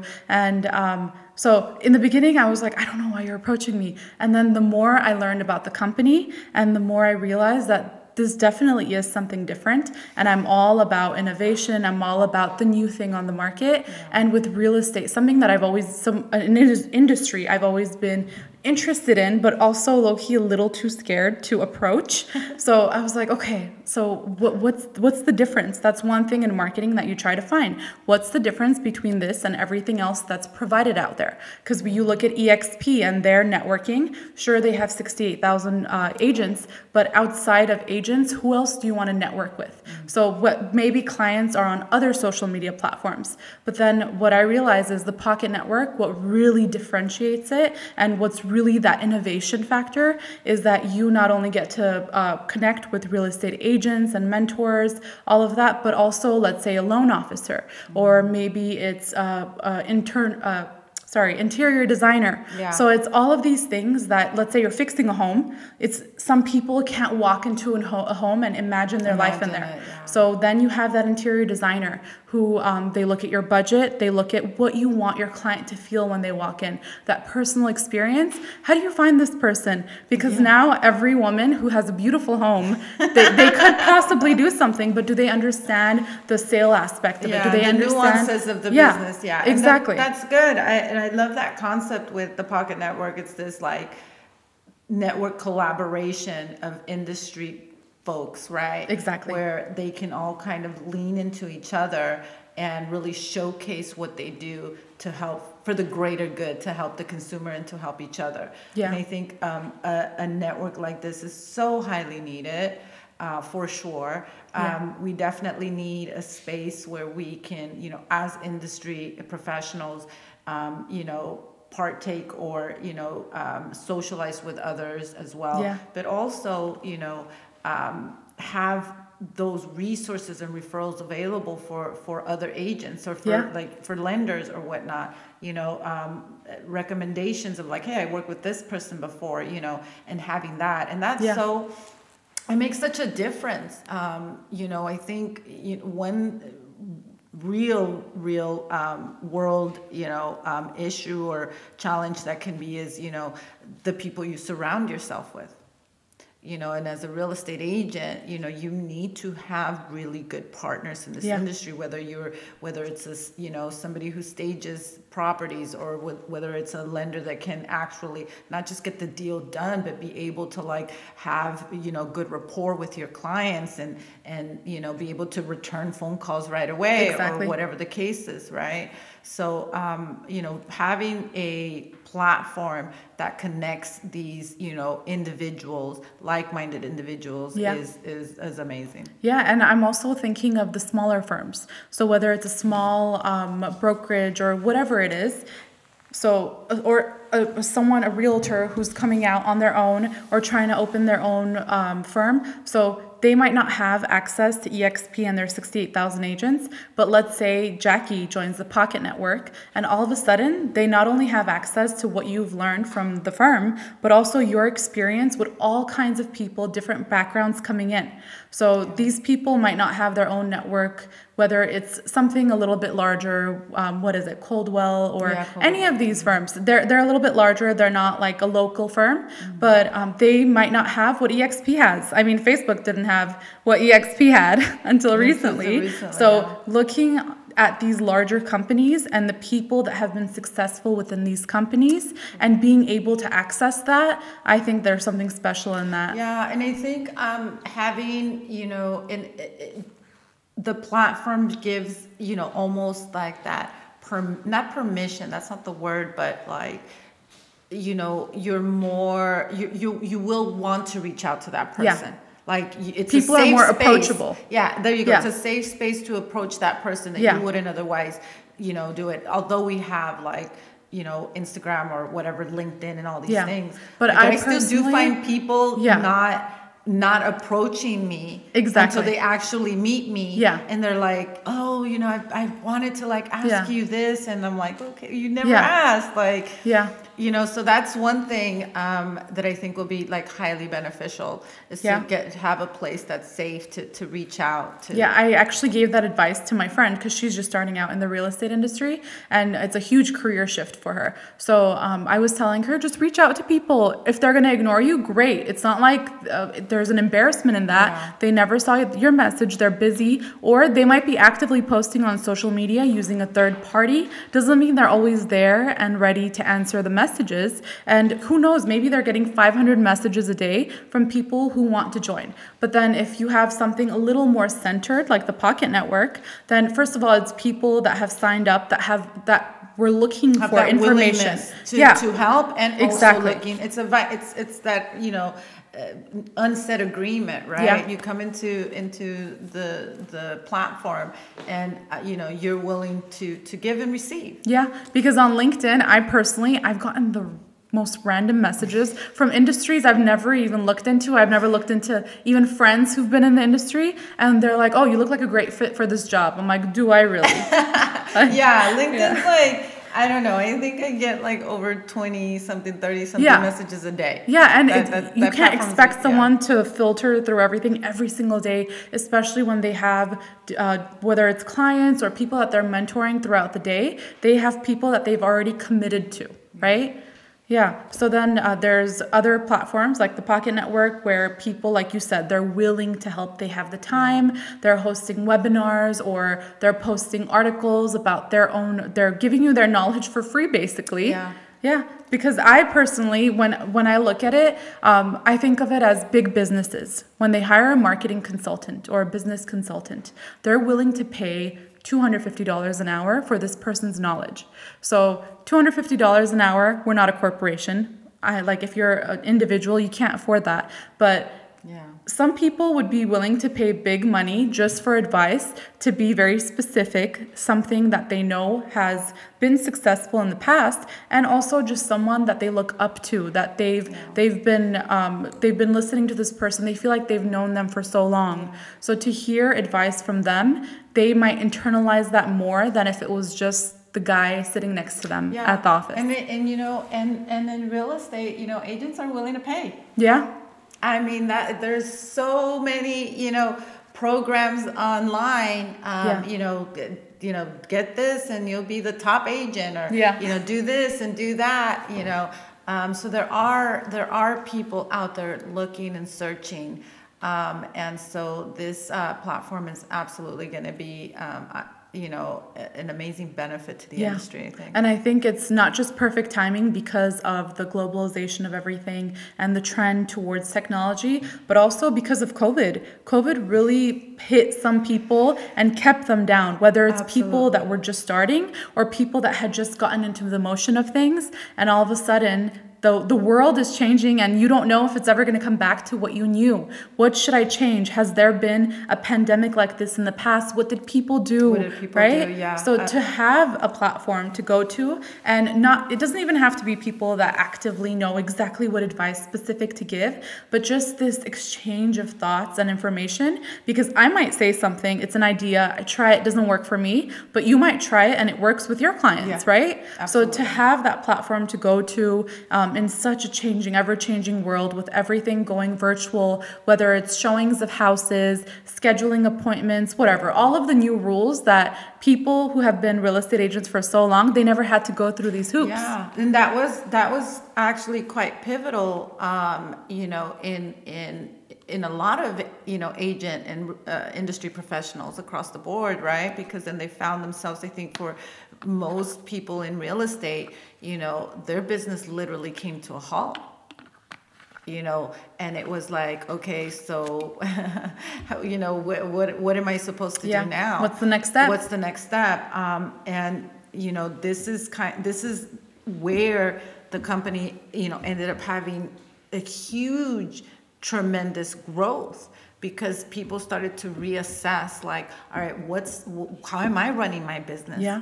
Like, you know, for us at the company, it was, you know, it was like every other day, because we were already very immersed in the technology. To be ready for change. Yeah, we were already immersed in technology. We were already doing these things. So, you know, so when that happened, we're like, oh, business as usual.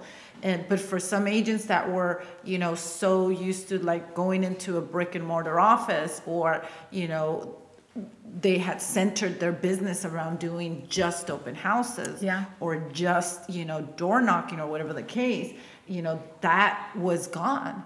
So, you know, I remember talking to an agent who'd been in the business for a really, really long time, and right before COVID was doing amazing, and had all this business that was coming in, and when COVID hit, the business stopped. Yeah. He had focused all of his time and effort into actually going out. He was actually in the service before, so he'd go out into the military base, and that's how he kept in contact. What he failed to do was put all the contacts in an actual database. Yeah. And so... Yeah, businesses are paying for this information. Right? Yeah. You know, and so he was struggling and trying to figure out, okay, well, how do I get this back? Yeah. And it's like, well, where are your contacts? Yeah. And he's like, well, you know, my phone, at the base, the emails, and you know, I didn't have everybody's. I didn't care to, like, because I was seeing them every time at the base, and it's like, because he planned on being consistent, but then and he was being, he was being completely consistent, right? Yeah. But he failed to, you know, take in the outside consideration, factors. Yeah, exactly, and prepare himself for. Because only the world asks for permission before changing. Exactly. Right. So we can all prepare ourselves real quick. Give me a week to adjust before COVID hits. Right. Yeah. And actually, I love that we started talking about this, because I wanted to ask you, with COVID-19, with this pandemic, did you notice that more people are willing to come to you and ask for mentorship? Or I would be surprised to hear if it was the opposite. No. Actually, no. A lot more people are open for it. Good. I'm glad. Now. And what I did see and what I'm seeing now is a lot more people actually jumping into the business. Yeah. You know, I've had a good portion of my mentees say, you know, I've been doing this. I've always wanted to jump into real estate. Yeah. And with, you know, COVID happening, I had some time to like actually do the real estate courses. Yeah, I think Edward's one of those people, right? Yeah, I'm like, you're the only person that was like, oh my God, a pandemic. Let me jump into one of the most difficult industries to make it. But that just shows to what kind of a person he is, because he saw the optimism and he saw what he could do to change the industry. And now he's the co-founder of something that I think, looking into the future, will completely change the networking game for real estate agents. Perfect timing. Yeah, and you see, like, had he not taken that step, and so I'm seeing a lot of, you know, people still coming into the industry, which is great, Yeah. you know, because I think with COVID, you know, there was that kind of level of concern, like, oh my goodness, where is our industry going? Yeah. You know, and it was, you know, it was a time to reflect for sure. It was a time where a lot of us kind of like really started to look at our business and where do we need to shift. Yeah. For some, it was a very rude awakening. For others, we were like, okay. Yeah. You know. And then I think also just thinking of the more stubborn people that are not as willing to ask for help, this is the perfect little, like, you can get away with asking for help without it hurting your pride too much, because everyone's going through the pandemic. It's not just you. No one's going to say you weren't doing well. No, it's because I took initiative. The world is changing and now I will too. Yeah. And I'm seeing that, like, you know, within my roster of mentees, like I said, there's a couple of, you know, agents that are in the mentorship program that have, like this week, for example, I just brought one on and she's been in the industry for over 20 years. Wow. And so, you know, COVID hit, she had a couple of personal things go on. And, you know, and she just really needs the guidance. Yeah. She doesn't need me to tell her how to do their job. She already knows. Yeah. But she needs that support and also that, like, okay, I'm seeing, you know, technology, you know, come to the forefront and I'm really having a hard time with that. Yeah. How do I leverage me? this? Yeah. How can you help me? So, you know, and she had, you know, at the very beginning, you know, was feeling some sort of way about that and even some embarrassment about that. And I'm like, no, Yeah, like, please, like, don't, you know, I said, I have other mentees also that are also experienced that are in this journey. And I said, and a lot of us, you know, I'm happy that you saw this for yourself and you're here. It shows how self-aware and ready you already are. Yeah, exactly. I think it's the opposite. You should be ashamed if you feel like you cannot grow at all. There's no change for me. I'm the best. This is how it is. Right. Yeah. Yeah. But if you're ready to change, it also shows how dedicated you are to your clients. Yeah. Because you are ready to change, not just for yourself, but how do I benefit these people who rely on me? Yeah. That's huge. Yeah. And going on that, I actually wanted to know, so have you seen, was there a change in what motivates new agents, like pre-COVID and then during COVID? What motivates them? Well, I think the big difference that I've seen now, like from, you know, pre-COVID, you would say it was just, you know, agents, you know, really people more focused on like the business itself, right? Like, what I'm seeing more now is people that always have kind of thought about it, but never really did anything about it. Okay. So, and I don't know, maybe it's, you know, I think well, we've all had a lot of time to be quarantined inside and think about our entire life, our goals, right? Yeah. So that could definitely be a factor. Yeah, I mean, if I had a dime for every time any one of the new mentees was like, oh my God, I've, you know, always wanted to do real estate and, you know, it was something that was always just, and then, you know, COVID hit and I started to think about it and here I am. Yeah. You know, and so excited about it too, right? Like, and that's ready. And that's where I'm like, oh, like, wow, this person is really like, this is important. Yeah. This is important work. And I think it's also because in American culture, first of all, we work a lot. We don't have a lot of time to sit down and think. And you might hate your job, but do you have time to sit down and rewrite a resume, but also look into what else could I do? Can you afford to start entry level at a new position? Right. But with COVID, now we're realizing, we're realizing that tomorrow might not be guaranteed. And wouldn't I rather just try something for now, see if I could do it? And real estate is so flexible. You could totally be a side thing. You can take on less hours at work. You could keep the same work and do this on the side. And honestly, for me, it's really interesting, even if you don't want to be a real estate agent, to know all of the rules, because I think hopefully everyone wants to be a homeowner eventually. So to learn all of this, it's not a waste of time. You're just equipping yourself with knowledge. So in the future, you're able to make a more wise choice when you pick your real estate agent, when you pick who's going to service your loan. What to look for when you're looking at properties. I mean, you can get your license and come in here and learn these things and not necessarily take it to you know, this like mega agent thing, right? and that's absolutely okay. Yeah. I take new agents from a full-time job or a part-time job and help them transition for those that want into full-time real estate business. And, for me, that's super important. Yeah. It really is. And so having a partner in that is essential for sure. Yeah. And I think it's one of the reasons, again, I go back to when I first jumped into real estate, because that's what I did. I literally quit my job, cold and turkey, you jumped right in. And I just jumped into real estate. It took me like 5 months. That's really quick, though. That's impressive. A first deal, and I was probably already over my. Did you have a mentor? I did. Okay, so one thing that when we were talking on the phone last week, you said that there's no reason why someone within their first year should not close at least 3 deals. They can. And oh my God, when you said that, I was like, whoa, because one of my friends who just got her real estate license, it's been, I want to say like 18 months, maybe more. And she's complaining to me that there's no room for opportunity. There's no room for growth for someone new in the industry. She doesn't have a mentor. I didn't even know you could be mentored in real estate. 6 months ago when I was talking to her about it. But after I spoke to you, I texted her, and she was out of the country, but I texted her. I was like, when you come back, either you're joining EXP or you're somehow going to reach out to Jackie or someone else.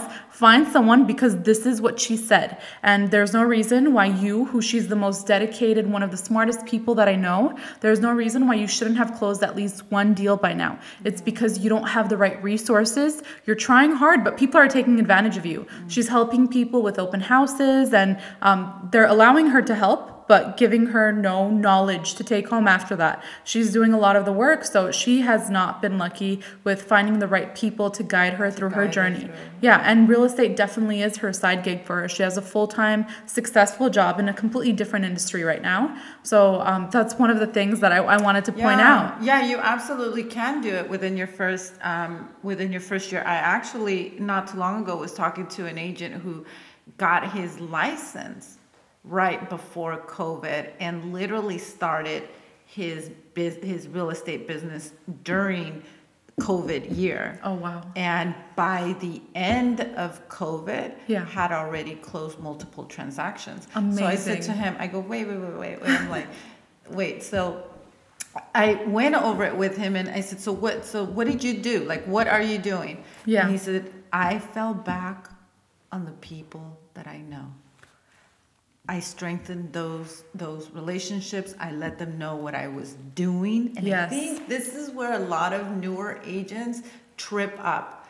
They're embarrassed. Yeah. They don't want to claim or say that they're a newbie Yeah. in the industry. There's so many like insecurities and self-doubt about that. So, if you're having that, it's going to be very difficult for you to get a client, because they're going to see right through that. But if you embrace the fact that you have, that you are new in the business, right? And the great thing about having a mentor, especially somebody like me that's been in the business for a long time, you're not by yourself. So Yeah. you don't have to tell clients like, oh yeah, it's just, you can leverage your mentor, leverage your team leader, leverage that relationship to be able to, like, God, how much more powerful would you feel with you have your mentor behind you? Exactly. And working through with a client. Yeah. And if people don't know that you're a real estate agent, why would they come to you? People are not just thinking of you and saying, oh, I want to buy a house. Let me see what he thinks of it.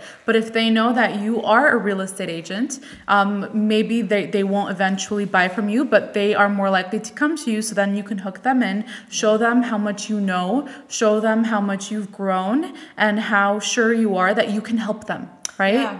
And the bottom line, it's a social business. It's a relationship business. The mechanics, the contract writing, the transactional process of it, that can be learned. Yeah. What the client is looking at, I'm sure is the there is a relationship. YouTube video on that. Yes. They're looking at the relationship. They're looking at how you're making them feel. Yeah. Like we touched this earlier, right? Or do I feel secure? You know, are they taking care of me? Are they advocating for my needs? Do they understand my needs? Yeah. So after you secure that deal, let's say you have a client, you made the connection, everything went smoothly, close to perfect. So what do you do to keep in touch with these clients so that when they're ready to either upgrade or buy a second home, they remember you? What do you tell your mentees to do? So first, like once they close the deal, I mean, their client needs to, you know, go into their CRM. There are email campaigns that you want to send. There's a platform that I use that sends, you know, the client information about their property moving forward, information about the market. That's the bare minimum. Yeah. Right? Yeah, because usually the way I would have thought of it was, you help me buy the house, okay, thank you so much, bye. Yeah. But obviously refinancing, all of those things. No, there's a lot of things that come into play, especially if, you know, that was a very, very good transaction. You know, you want to make sure that you keep in contact with your client. You know, so at the bare minimum, you want to make sure that you're sending email communication to the client. And then on top of that, so with my agents, we talk about like different strategies for different people. So some people will require not just that basic email that's going to go on, but it's going to require, you know, maybe a phone call once a quarter. Yeah. Right. Or, you know, maybe that client doesn't necessarily require a phone call, but it's going to require a text message once a quarter or however it is. So you have to, based on the relationship you have with that client, you then have to build that strategy. And so, and this is where social media comes in too, because it's a couple of things. You're doing your email marketing, you're making those, you know, sporadic phone calls throughout the year. You're sending text messages, you know, birthdays, holidays, whatever the case is. And then you're following up with your social proof, right? The social media. So you're liking your client's post, you're commenting, you're being very, very engaging.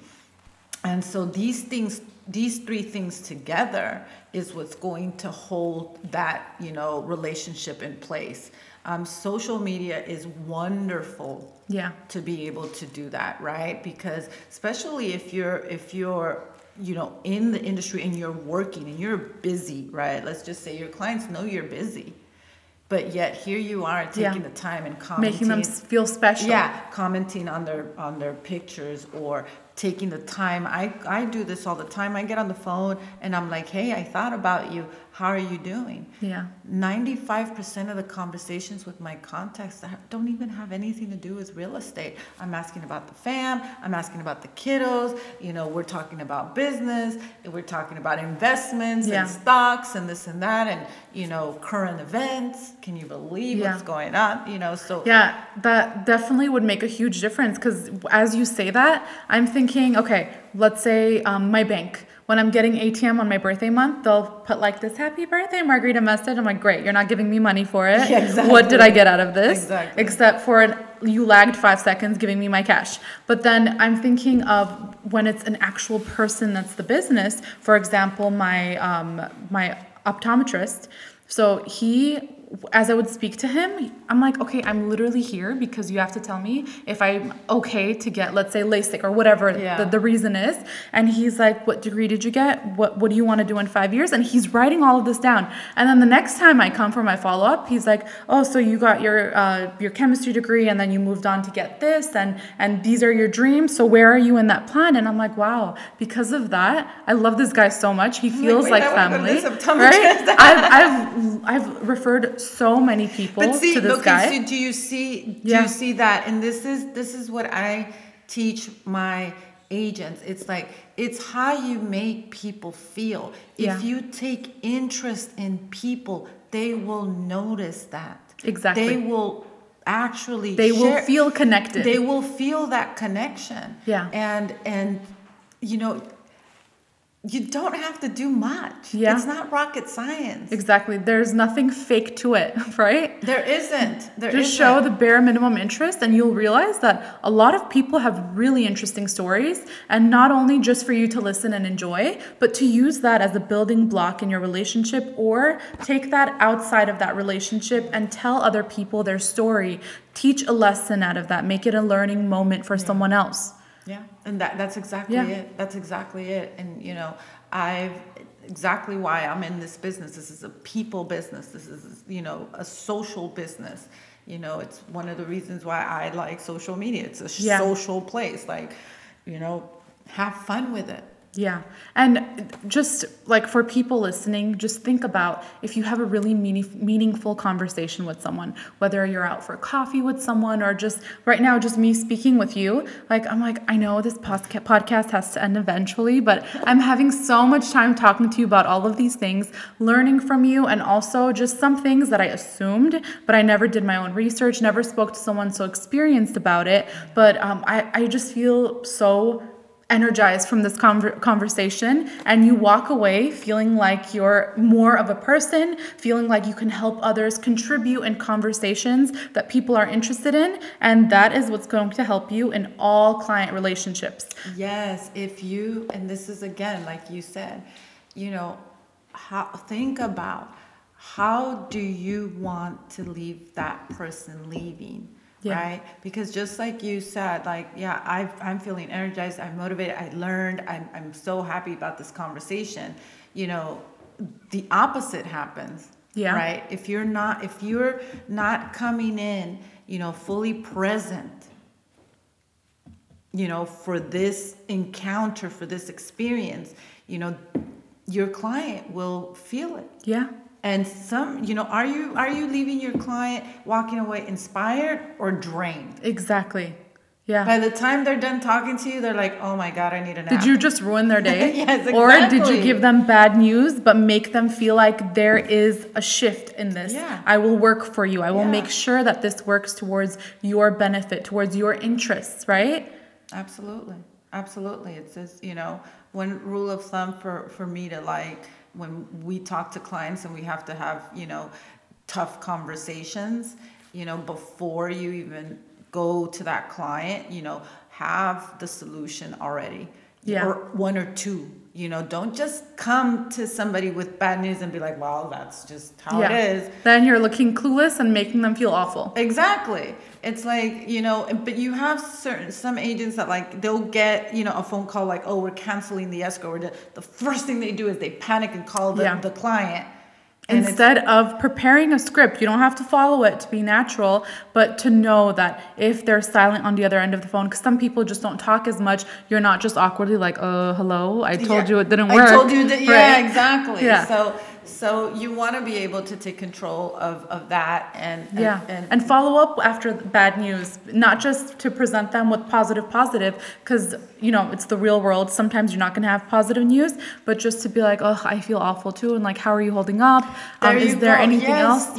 Sharing that. Yeah. I love that you said that, oh, I feel awful too. What a bummer. Yeah. And we've had this happen, in this market specifically with home buyers, because it's been such a tough market. The buyers have been out there putting offer after offer, getting rejected. And I'm like, how would you feel? Yeah. One rejection is devastating. I have a friend who's trying to buy her first condo, all by herself. She's in a really exciting place in her career. And every time I talk to her about it, she just immediately falls. She looks drained. I'm like, what is happening? Who are you talking with? Maybe you should talk to someone else, because she's putting in, let's say, 3-4 offers a week, and immediately the real estate agent just shoots her a quick text and goes, someone outbid you by this much.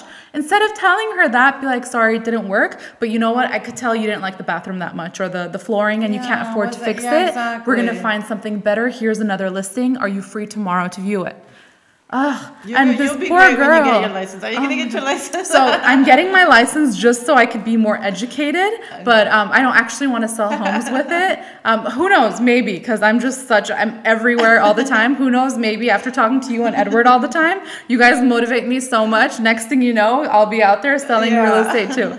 I'm not going to say no to anything, but for now, it's just so I could feel prepared for this world. Yeah. And when I speak to people like you, I can actually understand what you're saying. And obviously for the listeners, I don't want to just be hearing you. And if you say escrow, I'm like, what is that? Can we get a quick dictionary? What does that mean? YouTube, get a bunch of videos. Yeah, exactly. This podcast is for real estate professionals, right? To inspire them, to motivate them, not just for new people that are wanting to buy a house or trying to join the industry, but for seasoned professionals to have a new outlook on stuff, to hopefully feel fresh, to feel motivated, to feel inspired after listening to this. Not just feel like, oh, like COVID changed everything. It sucks. We just repeated the same thing everyone's been saying all the time and hope you go home depressed, right? No, that's not what we're about here. Absolutely not. No. I mean, again, this is a great space, and I think, the platform is really, really something to look at and really kind of watch it. I feel like,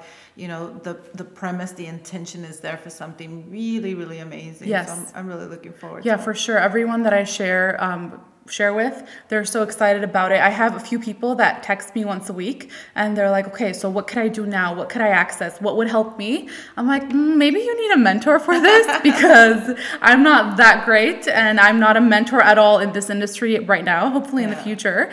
But I love that people are excited and they really see the value in this because now is the moment to change, right? And just like we say at the end of each podcast, change begins at home.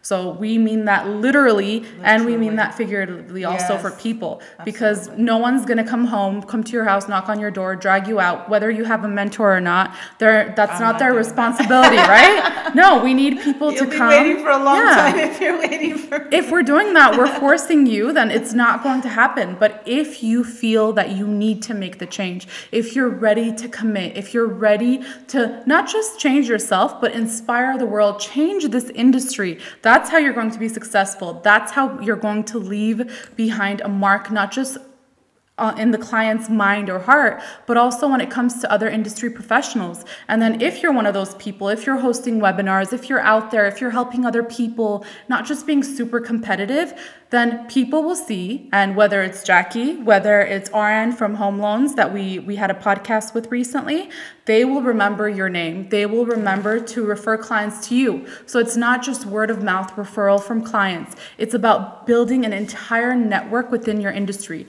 Recognize that it's not just real estate agents. It's not just the person paying to give you they're not just a paycheck, each client. But if you build that huge network, then if one lead is shut down, then few more will open in the future. Absolutely. And that's just how it works. That's exactly how it works. And, learning the fundamentals,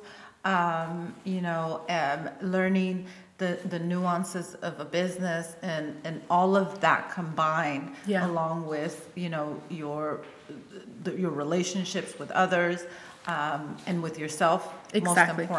Most importantly, what will drive your business to a very high level of success. That high level of success requires you to adopt some habits. Yeah, because negativity takes a lot more space than anything positive or successful that we can have, unfortunately. So if we have that and we don't treat it, we don't look into it, we don't self-reflect, that is going to pour out and that is going to taint everything around you. It seeps into everything. It seeps into everything in such a way that now creates a block. Exactly. It's an actual hormonal change in your brain. You are changing your brain by being negative. Who wants to do that? Yeah. And I love this time right now because I feel that there's a lot more awareness with this subject, and I feel like a lot more people. One thing that COVID, one really good benefit, I think, because we could talk about the laundry list of but one good benefit that came out is that it has made people stop and take a look at themselves and really look at this concept of, how does negativity really affect me? And what has it done in my life? And do I need to carry this moving forward? Exactly. And a lot of them, I'm like, just drop the baggage. Just drop it. There's no need for it anymore. People see it. People feel it. You don't want that happening. Sometimes there's moments, I know a few people judge me about this because sometimes I make other people's problems my own, but I see someone and I see them so sad and you almost feel it and it doesn't feel good. And I'm like, I just want to go up to them and be like, hey, are you okay? And then my sister always makes fun of me because she's like, people feel that about you. And then there's random people, literally double in my age, that will come to me and tell me all their problems. And then I'll call my sister. One time I called her crying because this 50-something-year-old woman just unloaded everything on me. After meeting me one time, she called me and just went off. And I was having such a bad day. And I was like, I don't know what to do. What if I give her bad advice? What if she does something? What if she hurts herself? Whatever.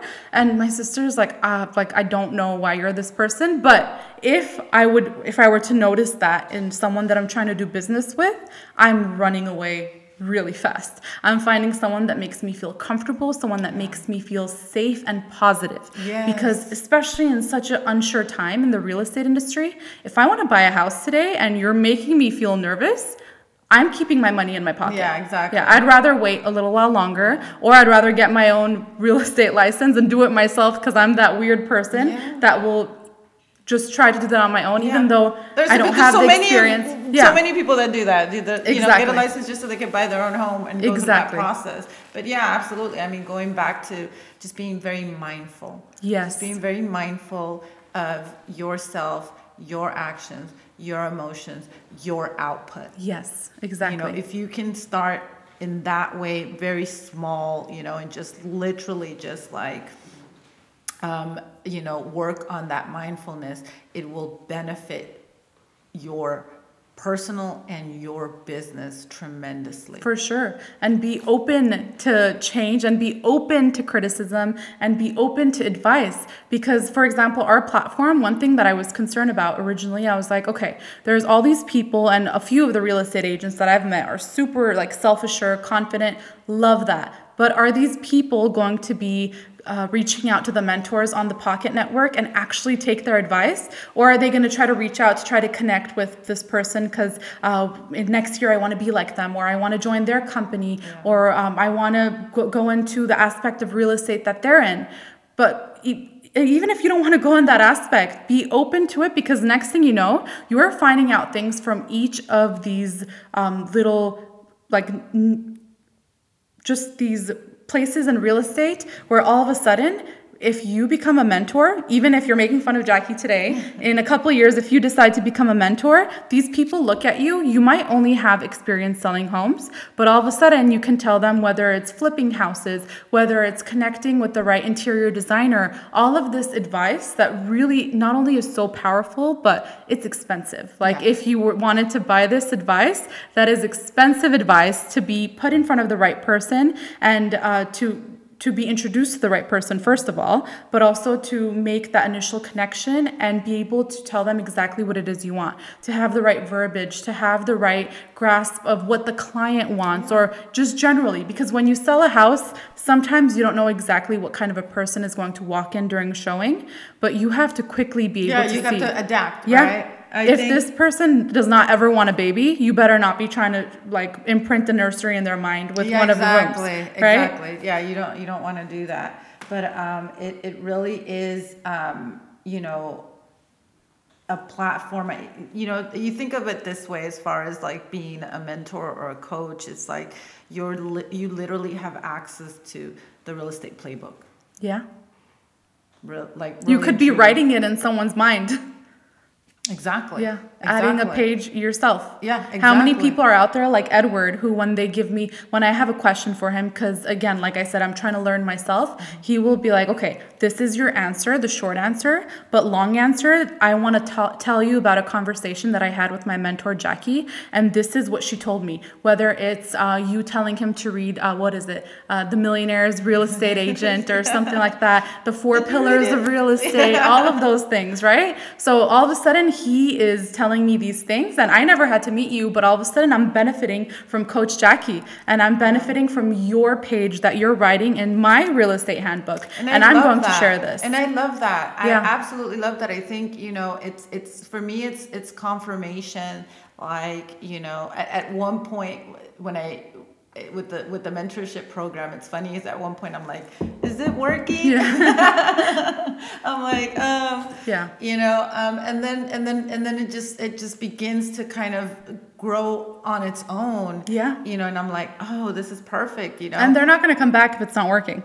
right? Exactly. One session is enough if it's not working. Yeah, exactly. So, it's good. And I have,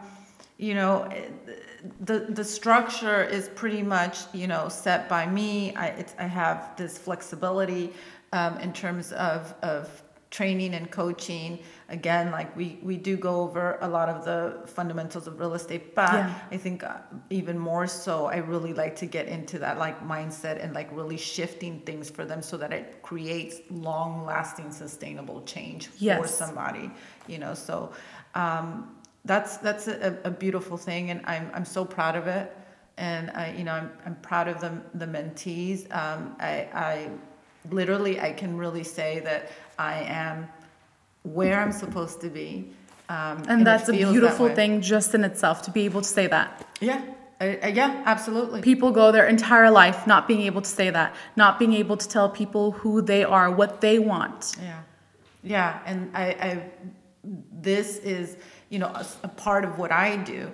And there's so many different facets of Jackie and whatnot, but this particular part and the teaching is just something that's, it's been really amazing. Yeah.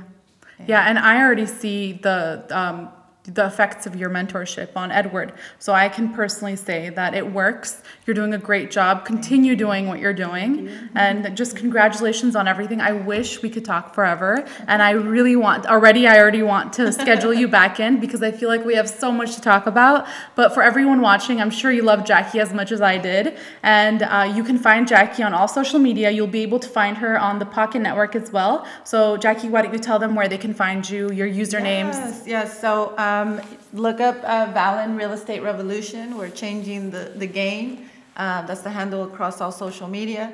And I invite you to come out and take a look at what I'm doing. If it's something that's interesting to you and you want to jump into real estate, get a hold of me. Perfect. Thank you so much. And as always, you can find the Pocket Network on all social media as well. You can find our podcast. You can find us on YouTube. We're the Pocket Network across all social media. Everything will be linked to these podcasts. Jackie's profiles will also be linked. So reach out to her, tell her what you think, start a conversation, and you might be surprised what you walk away with.